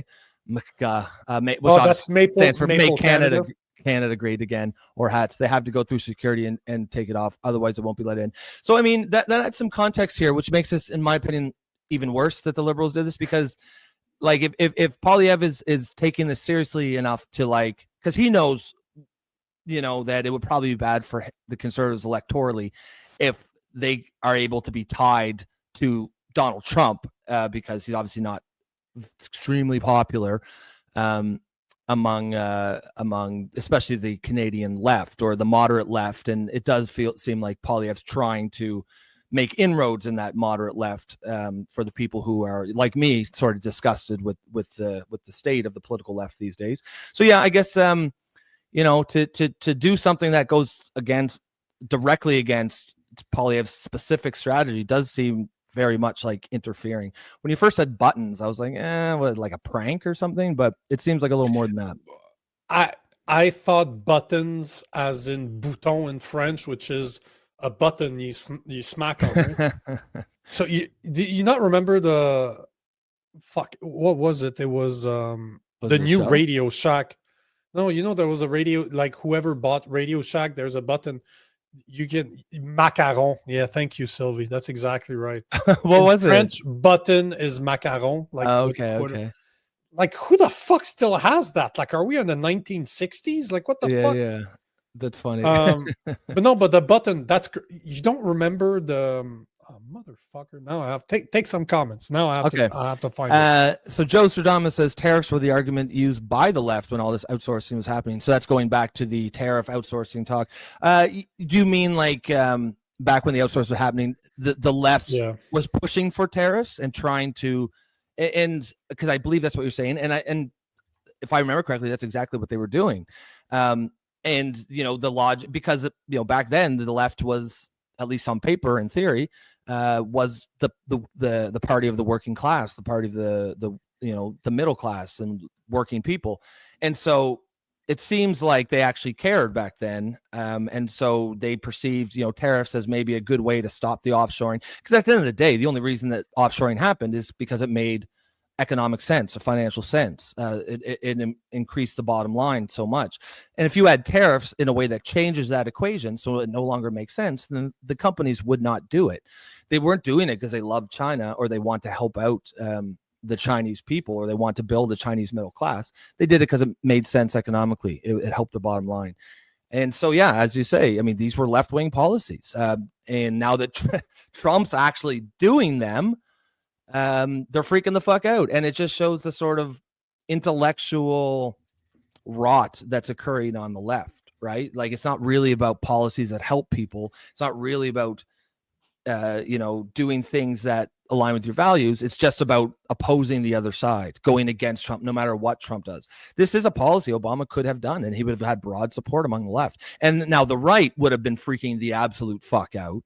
Right now, the business wing of the right side are kind of freaking out. Yeah, right now the business side of the wing of the Republican Party is kind of freaking out, and that's how you know that this policy is not a traditional Republican policy, because it's if it works the way Trump wants it to work, it will be a help. It will help rebuild and restructure the American working class and middle class at the expense of the bottom lines of big business, and that doesn't get more traditionally left wing or leftist than that. But because it came from Donald Trump, the left can't see past their Trump derangement syndrome. Like, did you see that button? Like, this is what I meant. Like, the source had something like that. You just it was either that would be funny. That would be funny. That's what I thought it was. That's what I thought it was, and it had different words like, "Hey, this is MAGA. Hey, this is MAGA." When you press on it. Yeah. That's what I thought. That would be funny and a prank. As Tony G says, then fire them, Carney B. They got promoted more like. Yeah, that's what I mean. Like, yeah, okay. On the one hand, he took accountability by saying it was unacceptable. We shouldn't have done this.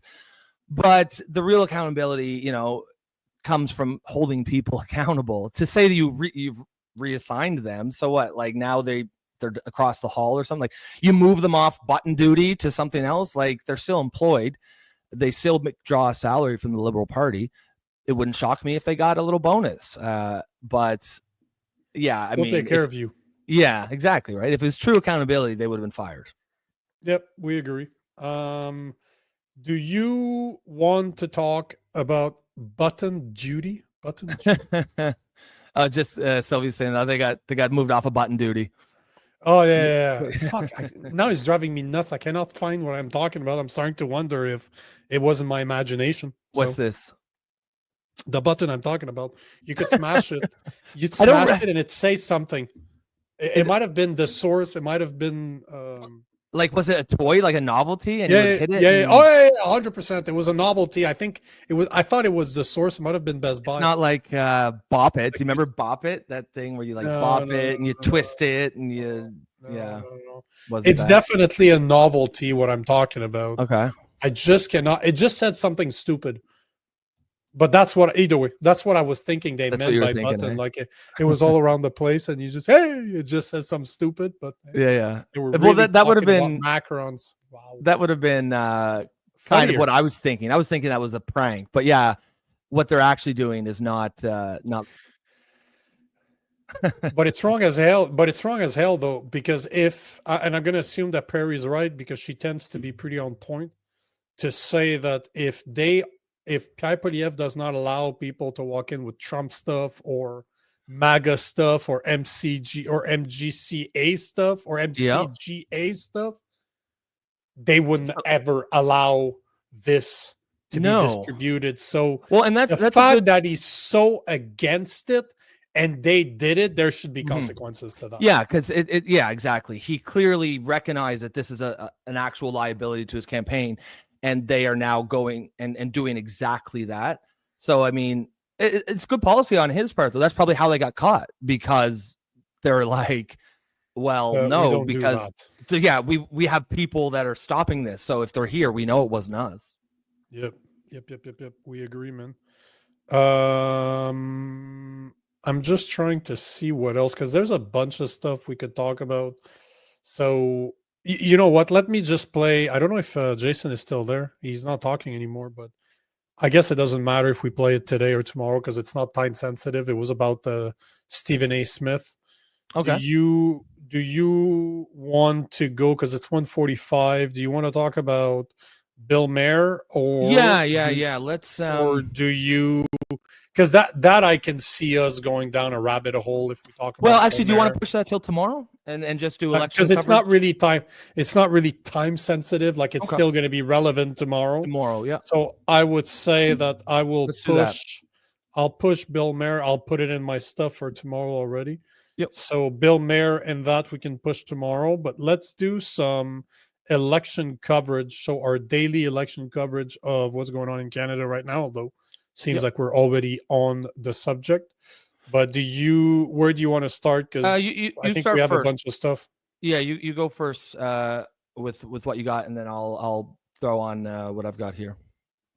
So you're welcome, by the way, to anybody that's listening to this. I'm just gonna say you're welcome, because now you're gonna you don't have to listen to the crap I did this morning.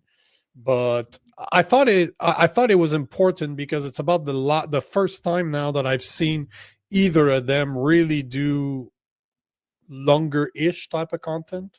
Like both of the interviews were 16 minutes long. Like they were pretty big. One's a bit over 16 minutes. The other one was just under. So they were pretty bang on. But they appeared on the show that's called Tout le monde en parle. Everybody's talking about it, is the direct translation. It's probably one of the biggest talk shows in Quebec. Like it's been around forever. And it's a must. Like if they want to speak to the Quebec people, that is exactly where they go. But let's be honest, Guillaume Lepage, the guy that runs the show, is a massive lefty.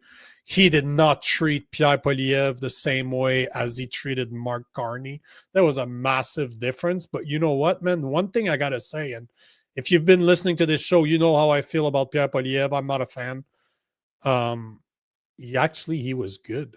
Like I gotta tell him, like I gotta say, he was actually, man. He was smiling. He was actually super comfortable. His French is a lot better than I thought it was. It's not great, but it's definitely not bad either. Like he way good enough for him to get some Quebec support, but he has been coached properly. Like he was smiling. He made references to his wife. He actually called a few shows like La Petite Vie, as we call it in French. But yeah, just like Sylvie's saying, Pierre Poilievre is spineless. His French is pretty good. It's hard for me to disagree with that. But he actually said something yesterday that it was about fucking time that he said. Obviously I'm translating, but I'm literally translating word for word. One of the things that he said is that we cannot control Trump, because he was asked how he would deal with Trump by Guillaume Lepage, and he's like, we can't control him. So how can we really deal with him? But what he said, though, and I appreciated that, he did not talk about reciprocal tariffs. He said that he wanted, if he was elected prime minister, that he would negotiate with Trump to put an end to the tariff wars. Okay. So, and you know what? I'm like, he didn't talk about reciprocal tariffs, Maybe it's because he couldn't say that word in French. He's not able to say reciprocal. I'm just kidding. But all I'm saying is it was actually his best outing, if you ask me. Like, I was surprised. Yeah, man, I was surprised. He actually, although I would argue that the questions were pretty soft, as in they asked hard questions, but they did not follow through, if that makes sense. Like, they would ask good questions, but there was not, like in the case of, especially in the case of Mark Carney, they didn't follow through. Like it was a softball interview, but the question were good. Like, they were actually asking questions I would have loved to hear, but they didn't push for the answer. They asked too many questions in 16 minutes and did not allow for a lot of development. But he definitely changed, like Sylvie's saying right now. He just changed his tune about the tariffs. Well, I feel like that was important. Oh, and you and I have spoken about this before. Like that you're not talking to your base. Your base does not want those tariffs. They don't want you to go to war with Trump. They want negotiation. So he did talk about this. He also talked, and this is the second biggest difference. That is, I would say, the number one difference with Carney is that he repeated that he wants to build Canadian infrastructure, remove hurdles to approve energy projects, approve pipeline, and become more self-reliant. So basically, on one end, he's saying exactly what I've been saying all along. Negotiate with Trump, make a deal with him because we don't fucking have a choice, and then work on being more self-reliant, dig, build those pipelines, and sell our oil and gas to foreign nations. Wow, that's basically what he said. One thing, though, that I did not like, and outside of that, like I said, one thing I didn't like is that he was asked about CBC. And, Radio-Canada, which is Radio Canada, is the French. It's almost, you could almost see it as the French of the CBC. Yeah. On one side, he's saying that he wants to defund but it's not. It is the French branch of the CBC, or it's a separate thing that's just similar to it? Yeah, it's similar to it because Radio Canada exists in English, right? Like, you've heard that before. Yeah. And as much as I think, hold on, before I talk out of my ass, let me make sure. Radio Canada English, I'm like 99% sure it exists. Yeah, as far as I know, it's in English too. Okay, cool. So basically, you have the headquarters are in Montreal, but Radio-Canada falls under CBC. So it is the CBC branch, but it's the French version. And that's what I thought. It's the French version. It seems like it's the French version of CBC. But basically, he was asked if he wanted to defund CBC, and he said yes. He continued with that, but he did not want to defund Radio-Canada because it is funded. One, I think it's pretty easy to see that he was on Radio Canada yesterday. Like, Tout le monde en parle is broadcasted over a public station that is Radio Canada. So he does not want to defund Radio Canada, and his excuse is that compared to English, where there's a lot of private entities that provides news in English, in French it doesn't happen that much, which is fucking bullshit. It's not true. It's so much bullshit. He's pandering. He's pandering to the French audience. 100%, because God knows our little French hearts are easy to hurt. So you need to make us feel special, and that's all he did. Like, whoever coached him made sure that yes, you want to defund the CBC because no French Canadian gives a fuck about CBC, but don't touch Radio Canada. That's what is the same. It's always like but it's the same fucking thing. One's French, the other one's English. Yes. Now, when it came to Carney, they didn't ask the same questions at all. They didn't talk about the CBC, although we all know that Carney wants to give them even more fucking money. Yeah. But he said something about, because he was asked how would he deal with Trump, unlike Pierre Poilievre that said that you can't really control him. He said that he respects the US and they need to respect us. We need to build our economy, but where they're different is that we need to diversify our allies. Like Carney is very strong on that, right? Trying to get, let's build with allies. Let's deal with France and the UK and more of China. Yeah, no. fuck you. Just let's just deal with more with the US like we're doing right now. Let's fix that first. I don't know if you heard about this, and this is something that was approached yesterday, and his answer to that was it's so awkward. So awkward the way he responded to this, but which you one? heard that, oh, yeah. Oh, yeah. Pierre Poliev were done. Like I said, Okay. I was actually impressed by Pierre Poliev. To me, that was his best showing, and this is why I wanted to talk about it this morning, because I got to give credit where credit is due. As much as I don't like him, he actually looked good on that show. And anybody that tells you that Mark Carney sounded better than Pierre Poliev is full of shit. I dislike them both, but Pierre Poliev won that one easy. It wasn't even a competition. Wasn't even close. How's his French, by the way? Actually better than I thought. Like both of them are pretty equal.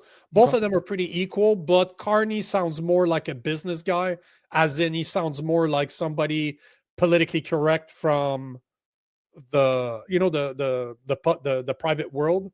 Yep. Poliev is more like he spoke in a way that I want to be your bro. Like he was trying to be more likable than Carney. Carney is just somebody, to me, Carney is not likable at all. Like there's even his smiles are fake. I can smell it a mile away. Pierre Poliev was trying to be your bro. Like, yeah. I'm here. I speak the French, bro. Like I speak the French. Oh yeah. yeah, exactly. But one of the things that I don't know if you heard about this, but Carney over the weekend paused this campaign, so he's not on the road. I did hear he's that. not on the road anymore. So it's the third time in 2 weeks that he pauses. Why? Because of the tariffs emergency. And But he's not even negotiating on tariffs. He's not talking to Trump about tariffs. That's my point exactly. But Yeah, Guillaume okay. Lepage called him out on it, and Guillaume Lepage he basically answered the weirdest fucking thing, but he started by saying, it's a lot easier to be a PM than to be a candidate, because as a PM, you deal with the day-to-day stuff, but as a candidate, I need to give speeches. I need to shake hands. And sometimes you need to look at the cows in the fields. And I swear to you, he said that. I'm translating word for word. It had nothing to do with anything. Like, what the fuck does watching cows in the fields have anything to do with That's actually what he campaigning? said, eh? On regarde les vaches, which literally means, and this is, he said, on regarde les vaches, word for word. This is, we look at the cows. Like, what the fuck? And if you look on the French media, if you look at French conservatives, they're all like, what the fuck was that guy talking about? Like, no, it's not an English saying. I've never heard on regarde les vaches. Like, isn't it? Tell the cows come home. Would it make sense? Tell the cows come home, maybe? No. Like that's a saying. Joe Sardama says, I have never heard about this before. But all I'm going to say is that there's a few things like Guillaume Lepage asked him solid questions that I was actually curious to know the answer, but he never pushed the answer. Okay. Like he just responded, and whatever the fuck they said, they let it go. The main difference is that with Pierre Poliev, they were cutting him off while he was trying to answer. And Carney, they were finishing his sentences. They were helping him find words when he was struggling. Pierre Poliev, they would cut him off during his answer. That's the main difference between the way was they it obvious treated it. or was it kind of you had to look for it to see the difference in? Is it obvious? I dislike them both. So I looked at it as in, how did they perform? If I would have said, I would have had no problem to say that Carney performed better than Poliev, but he didn't. I would have been okay with saying that Guillaume Lepage actually helped Poliev finish his answers and make him sound better, but he didn't. It was definitely Carney. So whoever disagrees with me, you're biased, because I'm looking at this from two guys I don't want to vote for. So I'm like, I don't like them, but that was the best showing. But one of the things that was interesting is that he asked him about who would be the best to deal with Trump. And he continued by saying, one of the things that you talk about all the time is that you were at the head of the Bank of Canada during the 2008 crisis. And, Carney likes to brag about this. Like, how it's because of him that the country yes, of went. course. He led the country through it, right? Of course. But then Yeah. Stephen Harper last week started saying, he's like, hey, bro, you're taking way too much credit for this because it was my finance minister, James Flaherty, that actually dealt with it. You didn't do anything except basically do what he told you to do. He's the one that took the hard decisions. And it's funny because Guillaume Lepage actually mentioned this, but of course he didn't answer the question. And that's what I mean. Like, he let him go around saying, you know, I was the head of the Bank of Canada and I did work with Flaherty and I worked with Jean Charest from Quebec. And that was his answer. So he never answered the question. No. Same thing, like he was asked about tax havens, because I don't know if you heard about this, but supposedly he just set up a new company in Bermuda Cayman. or something. Yeah, either the Bermuda or Cayman Island for $5 billion. So he was asked about this. Again, completely fucking avoided the question, like, oh, the hard workers of Canada do like the way our tax are here in Canada, but we definitely need to make some changes. Like, nothing. He did not answer the question. And again, like I said, they didn't pursue him. Like, they didn't. Yeah. Okay, hold on, sir. You didn't fucking answer the question. Can you fucking answer the question? But the one thing that was worth that fucking brutal interview was what he said when he was asked, what is the main difference between you and Trudeau? And I swear to you, those are word for word that I'm just translating from French to English. But when he was asked what the main difference between him and Trudeau was, he answered this: Mr. Trudeau and me and the Liberal Party have the same values, but I will focus on the economy, as Trudeau didn't really care about it. He literally said this word for word in French, that his values and the Liberal Party values are the same as Trudeau. The only difference is that where Trudeau didn't really care about the economy, he's going to do better. Yet, let's not forget that Carney. So I don't know what's worse, right? What's worse, that he just admitted what we all knew, that they all the same, that they just changed the face of the guy. They put somebody in place of the Liberal Party that's even worse than Trudeau, because let's not forget that Carney was the one mentoring Trudeau on the economy during COVID. He was the one that was there. And you can go back. I found the articles from 2021 where they are openly talking about how Mark Carney is helping Trudeau on the economy during this tough crisis. So what's worse, to have a guy that admits on camera that he has the same value as Trudeau, meaning that there's no difference between Trudeau and him outside of how he's going to handle the economy, yet he's the one that was helping Trudeau on the economy during COVID. So no matter how you spin it, it sounds fucking bad. Yeah, I feel like I don't like when any politicians do this sort of thing, what he just did, where, like, so he said, Trudeau didn't care about the economy, but I will. And then that's it. Okay, that's fine. But tell us specifically what you're going to do. Like, how are you going to focus on the economy? Because the fact that you're focusing on it isn't a good thing or a bad thing. I guess it's a good thing that you're focusing, but like, if you're also going to enact policies that would destroy the economy, then I prefer you didn't focus on it, you know? Like, tell me specifically what you're going to do. And I hate that. It's not just Carney. A lot of politicians do this. I mean, I guess I know why they do it, because then they don't have to be held to anything if they don't say anything. But that's why it's the job of the media, especially the media in a debate, to hold people accountable. Like, ask them to clarify what they mean. But again, you know, it seems like it in French, it's kind of the same in English, where, you know, Carney's going to get a pass on a lot of the stuff.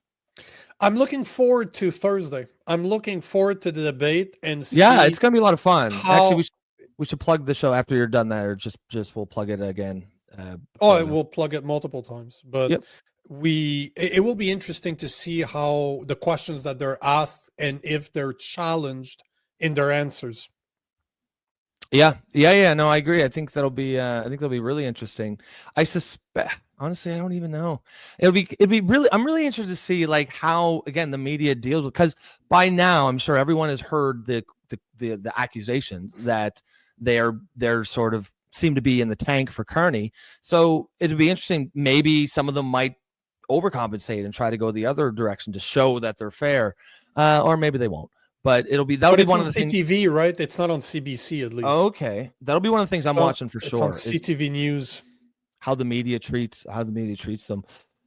Because you can tell if you looked at the American debates, they were highly favorable to Joe Biden and to word salad Kamala Harris. Yeah. Like nobody in their right mind can say that they were fair to Trump. But when you looked at the Walls and JD Vance, they were a lot fairer to JD Vance. Yeah. It's very interesting. They were not fair to Trump, but I wouldn't say I watched the whole thing with JD Vance and Walls. I watched all the debates. I didn't feel the same attacks from the moderator, because you're not supposed to be there to attack people. You're there to ask question, make sure they answer the question, make sure that you respect the time that they have to answer the question, give an opportunity to the other person to rebuttal, vice versa, and then that's it. You're not supposed to be calling out. I shouldn't be able to tell if you're right-leaning or left-leaning as a debate, as somebody that is moderating a debate. I shouldn't be able to know. Yep, I agree with that. And it'll be honestly one of the things I'll be watching as much as the candidates will be to see how the media does treat them. And so, guys, if you are listening, just a reminder, we are going to do live election or debate coverage. That'll be this Thursday on the 17th, I believe it is. So we're going to go live probably 15 minutes or so before it starts, just to get everything teed up, which I believe it's 7 p.m. Eastern. Okay. So 6:45 Eastern, we're going to start our live coverage. So, we're going to have it basically in the main screen is going to be the debate, and then we'll be there on the sides giving commentary. So, you don't need to watch it anywhere else. You're going to see the entire debate here. So please tune in for that. I'm going to, one of the things when I was doing, finding things to talk about here, new polling came out, and this one by Main Street Research, who is a legitimate polling firm. They're not I don't believe that they I saw that. Has conservatives at 44%, which is very interesting. What's the source at the bottom? I think just Main Street okay, source April 13th. Okay. Main Street Research, April 13th. Yeah. So this is brand new. And I've seen this poll at several different places. So it's even on like CTV and stuff. So it's getting it's some credibility there. So I thought that was interesting. Remains to be seen. Do you remember offhand what the PPC got in terms of percentage on the last election? I think it was 4. I think it was 4 or 5%. But I think that right now I'm not surprised by the 1% because they're really hard on the vote splitting. The vote splitting thing. That's what I was thinking. That's where I was going with that. And not only that, but remember this. They don't have people in all of the writings either. Sylvie's right there with us, there for us. 4.9%. What did I say? 4% or 5%? Yeah, so you're about bang on. Yep. Yep. So we'll see. But I've said this last week. Those polls are wrong. They're so wrong to me that if you judge just by the people that are showing up to Pierre Poilievre's places, the people that are talking for him, he's winning. To me, is the same thing as what happened in the U.S. The polls were showing us that it was face-to-face, that it was basically head-to-head the whole time. It was not. It wasn't never close. was. Overnight, maybe when Biden got replaced, it equalized. That I believe it. That it went like people are like, "Whoa, black woman president, fuck yeah!" And then as soon as she started talking, you're like, yeah. Same thing. What I'm seeing about Carney is the same thing. Every time that guy opens his mouth, got a big bump at first, for sure. But it's cringy. You listen to Carney speak. I'm just looking at him. I'm like, bro, I don't believe anything you're saying. If you're trying to sell me right now, sorry, not sorry, you're failing. I don't understand how people are falling for him. I don't get it. Can I take a couple of minutes for another? I just wanted to show some videos to you, and I just found another one. Jesus. It's just, I'm going to post about this afternoon. I made a video this morning about this. It just bothers the hell out of me. And I think we've spoken about this phenomenon before, and I believe that you're on the same page. But here's what happened so I don't know if you saw this, but over the weekend in Ottawa, there was a massive protest for Free Palestine again. Okay. I will show you a video I just found of an oversight. Obviously, it's a drone, but I will show you this video. I just found it before I show you the other one. Bro, it's just, I find it very interesting how they can do that, and the truckers got in trouble. But here's an overview of this weekend's protests in Ottawa. And this ain't small, bro. No. Jesus.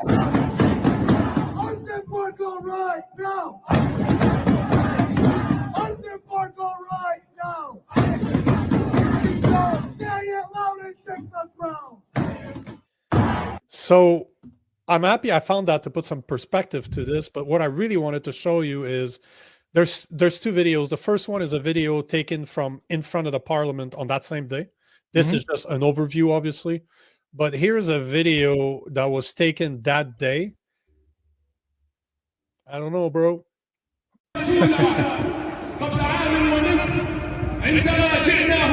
It feels off. We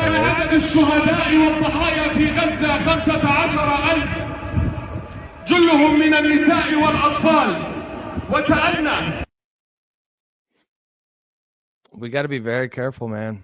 That's all I got to say. And you know, before the people tell me it's fake and stuff, I know personally the people that posted that took those videos.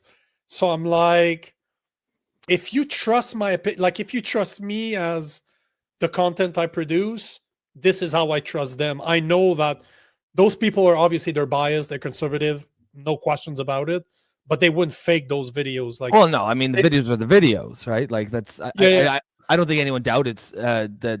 Maybe they do, but that's wrong. Like it's clearly like those are, you know, that was in the media too, these protests, so they're definitely real. Sylvie says, does that sound right to you though? This is a place I grew up in Ottawa. Like I spent half of my life in Ottawa. We used to go to those hills all the time. You can go there, like the Rideau Mall is literally right there. You can walk from the Rideau to there. I used to be there all the time. And to hear people speak Arabic in fucking Canada on this, to me, once again, has nothing to do with tolerance. That's a show of force.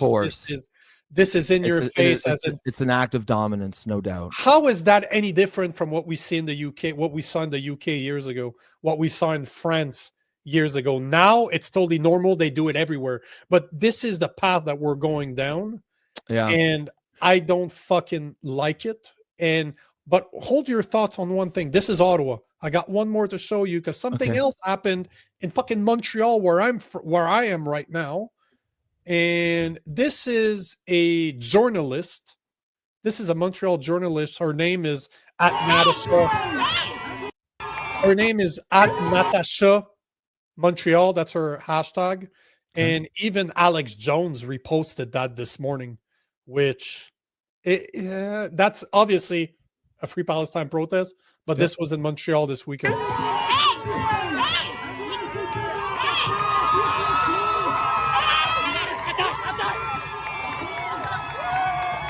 Head first on cement. What did she do? She had her cell phone recording what was going on. She's really? A journalist. Yeah. There's another video that shows her. She's recording the police officers. But look at that, man. Face on the pavement. Sylvie says she thinks there's a background story in Natasha. I'd certainly like to hear about it. Just my eyeball test right now, that seems very excessive. Can you imagine that was a black guy? Does that sound familiar?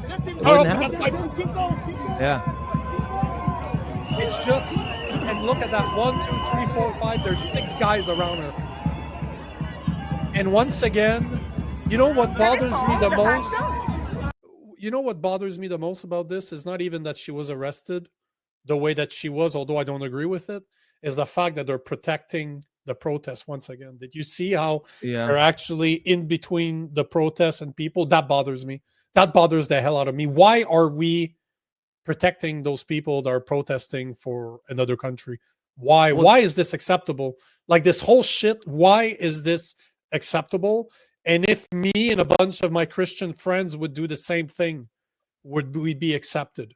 Are they going to be held responsible for holding up traffic, for blocking traffic like they accuse the Freedom Truckers to do? What would happen if they did that for 2 weeks? Would they be allowed to do it because they're brown? Because they're Muslims? Like, this is the part. And I'm not saying, like, at one point, be constant. Like, this is always what I ask. And we all know that if it was me with a bunch of Christian dudes that did the same thing, we wouldn't be allowed to do this. No. We would not be allowed to do this. No, definitely not. And I think that's what makes people really. That's what people really sort of don't like. That's what really gets people's backs up. Even someone like me, who I'm not a Christian, I don't like double standards, and I don't like injustice. And I don't like how the left has created, favored identity groups and non-favored identity groups. And if you're in the favored identity group, you can essentially do whatever the fuck you want.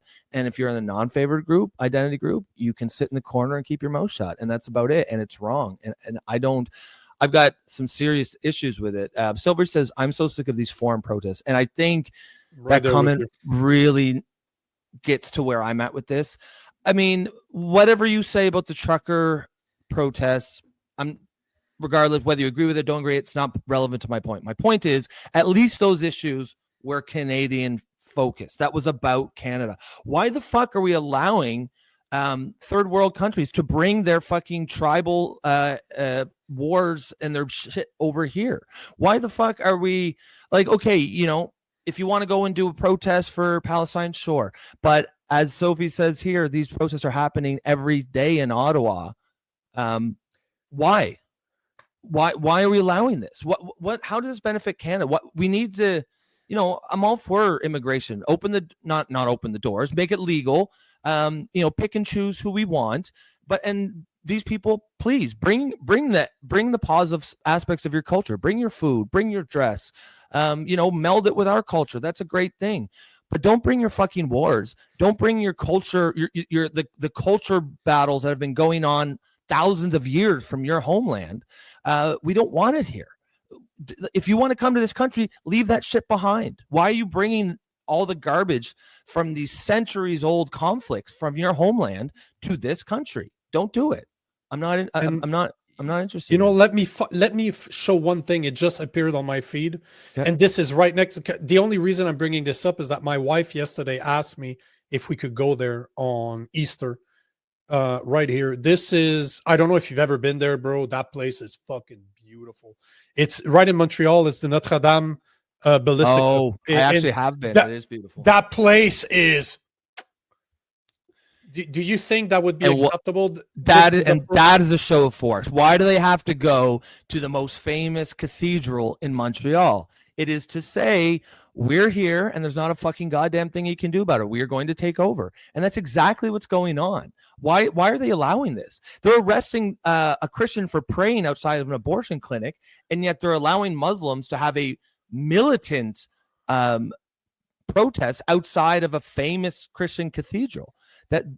This shit is like, people are getting radicalized by this. And I think the government and the authorities are really, really, really playing with fire here when they allow this kind of shit. And one of the things that bothers me about this, and that's what I was thinking when I was seeing those videos, is that I don't even see a Pierre Poilievre speak about this. Yet, I guarantee you, nobody in his base agrees with this shit. None. Well, no one on a lot of sides agrees with this shit. Like, I'd like to hear one argument. We literally talked about this yesterday, saying, "Hey, do you think we could go to the cathedral like next week?" And nope. She just nope. No, yes, I want to go. It's just I don't know her as a pregnant woman. Do I want her there? Because I will never be shy to walk through Muslims to get to a fucking church, bro. I'm a Christian. I don't block you from going to not your temple, but to go to your mosque. How do they call it? Mosque? Thank you. Yeah. I don't prevent you from going.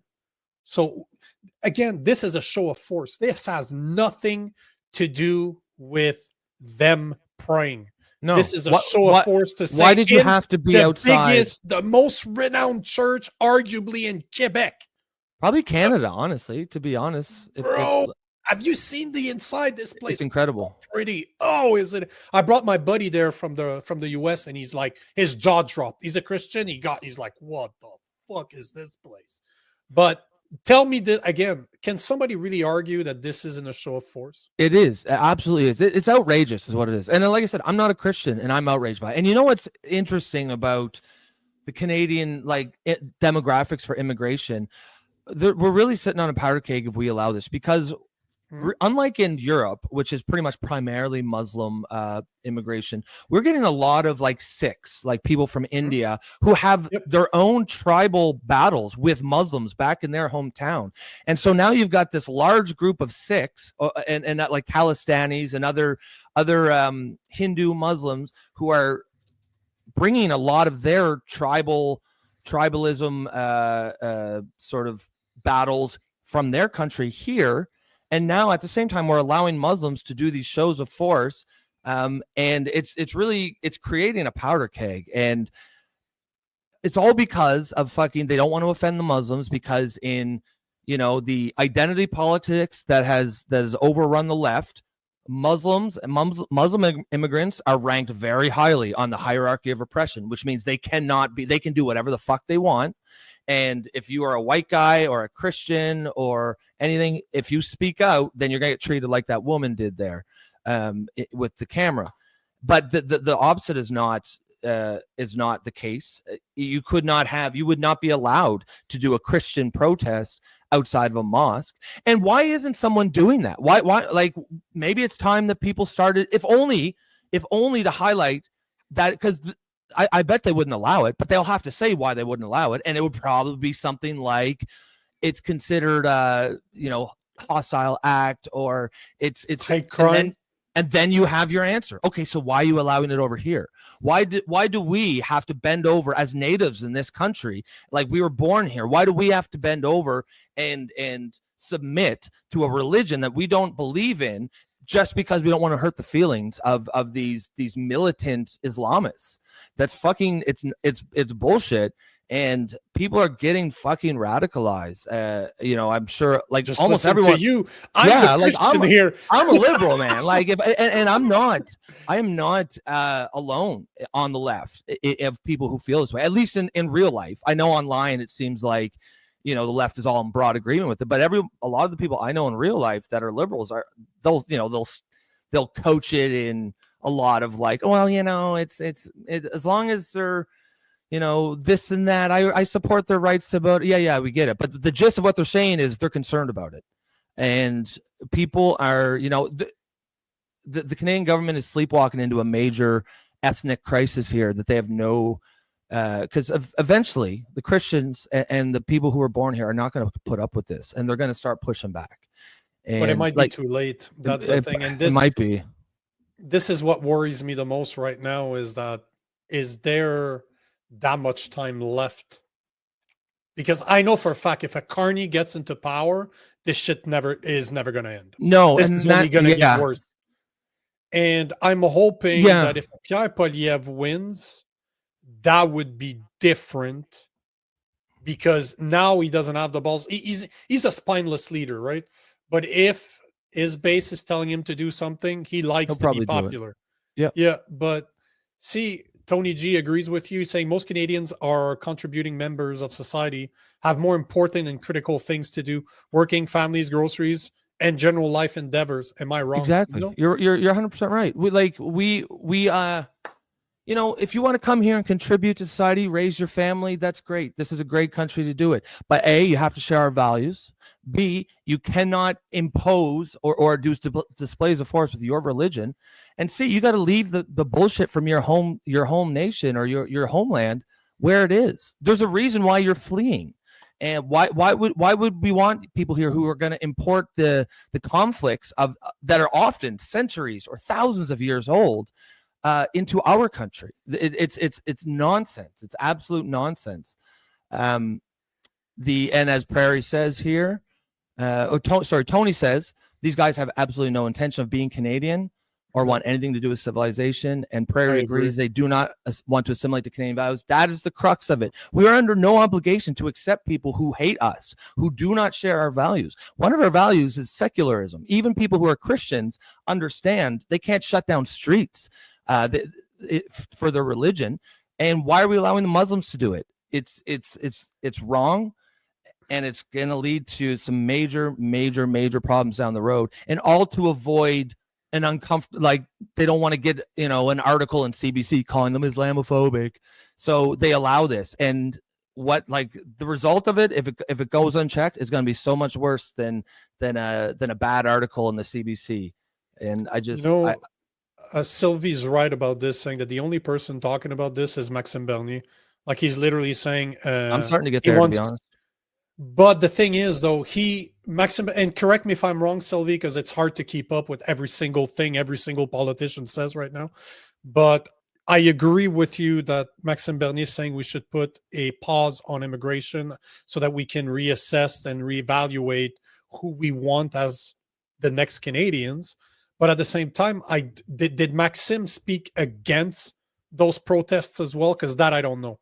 That I don't remember hearing, and I might be completely off here, but I don't remember hearing any politician speak against those Free Palestine, as in this shit needs to stop and it is a show of force. I don't remember seeing that from any politician right now. Correct me if I'm wrong. No, I think I mean, someone else can. I haven't seen it. And if someone else can jump in here, but I think, I mean, like Sylvie says, he is against it. I think we all sort of know that, but is he saying that? Yeah, that's the difference, because I heard the monetary, like to put a pause on immigration, but I have not heard any politicians right now, at least, saying, I do not agree with the Free Palestine. If you're somebody, just like Mahmoud Khalil in the US, if you're here you're not a Canadian and you're protesting this shit, we're going to deport you. Then we want to assess, why are you doing this? Like, why are we allowing this to happen? Like, why is it not okay for me to do it or for the Freedom Trucker to do it, but it's okay for them to do it? It's because we've been completely captured by identity politics of the left. And we've talked about this. And if you are Muslim, a Muslim immigrant, you're high on that hierarchy of oppression. You can do whatever the fuck you want. And the problem, the question's not for you. The question is for our governments to say, why the fuck? I want them to address it and to be put in a corner where they have. I'd love to see that question on the but debate. I don't know how we could do it outside of saying what you said earlier. To just, is it time for a bunch of Christians to go to? I would be there, to be honest. I would love Basilica. Well, now it's because now you're putting fucking ideas in my head, because I have the power to do that. Yeah, I have the power to go to Montreal. It's literally a drive away from here, and my wife wanted to go, so maybe that's God talking, saying, "Hey, bro, your wife should stay home, but maybe you should go." Maybe I need to post online today just to say, "Hey, guys, how about we go?" I'm tired of seeing Muslims in Christian spaces and putting a show of force like this. Why don't we just go to Easter, like on Easter Sunday, or why don't we go? We're all off. Why don't we go and you know, it's non-violent. Just pray, bro. Just be around other Christians, sing songs, sing prayers. It's Sunday. Instead of going to church, how about we just go to the Basilica downtown Montreal and just hang out as Christian? We do it politely. We do it peacefully. Fuck, man. Why not? I think someone's got to do it, and I think someone will start doing it. I mean, to the extent that we have a small to medium-sized platform here, maybe it's. I mean, fuck, I'd probably drive up, to be honest. Well, bro, I think you and I should talk about this, see how we approach it, because if and for the listeners here, you know what? We're still live. We should be done by now, but now you're putting ideas in my head. Would you guys agree? I think people would go. I think there's a lot of people. Would you guys agree in this? If I were to, as a Christian, if I were to organize not a rally, a prayer, whatever we will figure it out. But if I were to encourage Christians to show up at the Basilica on this weekend, because it's Easter, that's Resurrection Day. Like, we're talking about some of the most meaningful. It's probably the most meaningful day in the Christian religion. If we were to go down there, is that something you'd be interested in, or is that something you'd share on your social media? Because we need exposure, right? Like, the more exposure, the better. But if we were to do that, is that something you'd encourage? Here's a question. I didn't ask a question today, actually. Yeah, I think I think, like I said, I think someone's got to do something. And the thing is there's a good chance it'll get shut down, but even there's value in that because, whatever you say against it, oh, it's hateful. Oh, it's antagonistic. Sure. Okay, so why is it okay then on the other side? Like you can't. It sort of would expose the hypocrisy. And one thing I thought that was interesting is you had said a few minutes ago you were wanted I think Bernie or something to sort of oppose the Free Palestine movement. The interesting thing is it's not really about Palestine anymore. They're using that as a way to bring in just pure Islamism. That's what it is. It's they've got it gives them a thing to protest, but that's why it keeps going and going. The Muslim world in the West took October 7th as a signal to start what they're doing now, and it hasn't stopped. There's no reason. Why the fuck would you even be protesting Canada if that's what you're concerned about? Canada is broadly supportive of the Palestinian cause, or at least maybe not the cause, but at least Canada is by no means in the tank for Israel, and we don't have any influence anyways. There's nothing we can do. All they're doing is they're using that as a cover to backdoor Islamic ideology and Islamic dominance in Western society. And it is, someone's got to stand up and do something. And it's, people, if you're in the UK and if me and you are in the UK and we were having this conversation, we would probably expect a knock on the door from the police tomorrow. And that's insane. That is utterly insane. Man, I think I have to put some thought into this. Yeah. I was just thinking that too. I think this is, this speaks to me. This bothers me that they're doing this in the Basilica because this is a show of force 101. I'm right Absolutely here in Montreal. Absolutely. I'm right here in Montreal. Why would anybody tell me? I would love to hear someone give me an explanation for why they had to do it right there. What that isn't because it's a show of force. Because to me, that's the only explanation for why they would do it there. There's no political reason for it. It is not going to gain any support for the cause. In fact, it will do the opposite. It is entirely a show of force because they can. And it's deeply disturbing. And it's going to take someone to start doing the same thing. It's not, to do a nonviolent response to it. Go there, pray, sing songs, just do basically what they're doing. But you wonder why they're allowed to keep doing this again and again. Why do we have to keep getting sand kicked in our face? And we have to be essentially as a culture, as a society, we have to be humiliated so that this religion, which the fact of the matter is Islam is not just a religion, it's a political movement. It is 100%. Yeah, and we need to start recognizing it as such. Man, let's talk, you and I. Let's take a couple minutes after this, see what you think. Because, man, there's something that needs to be done. And to me, it's just, you made a valid point as to, I want to see what the response would be from the authorities. Mm-hmm. Why would it be okay for them to do it, but why wouldn't it be okay for me as a Christian to be in front shut it down, of a church? Right? Yeah, or even in front of a mosque. I don't know if there's a big mosque. No. I'm not there to cause animosity, but just to show up on Easter Sunday, you're literally, by me showing up on Easter Sunday and just praying, and it doesn't even need to be praying. We could literally just be chilling there, a bunch of Christians together. Nothing else. It's a fucking church. We could be outside the church and just enjoying ourselves and just, we're together. Instead of went to go to church, we decided to come down here and we just want to celebrate Easter together. That's it. Plain and simple. No need to do anything else. If there's prayers, if there's something that arises from it, awesome. But as long as it's peaceful, why could we get in trouble? And I would be curious to see if we would receive, if something would happen to us. Would we be challenged? Would something be wrong in what we're doing? Or I'd be fascinated to see that. I want to see what would happen.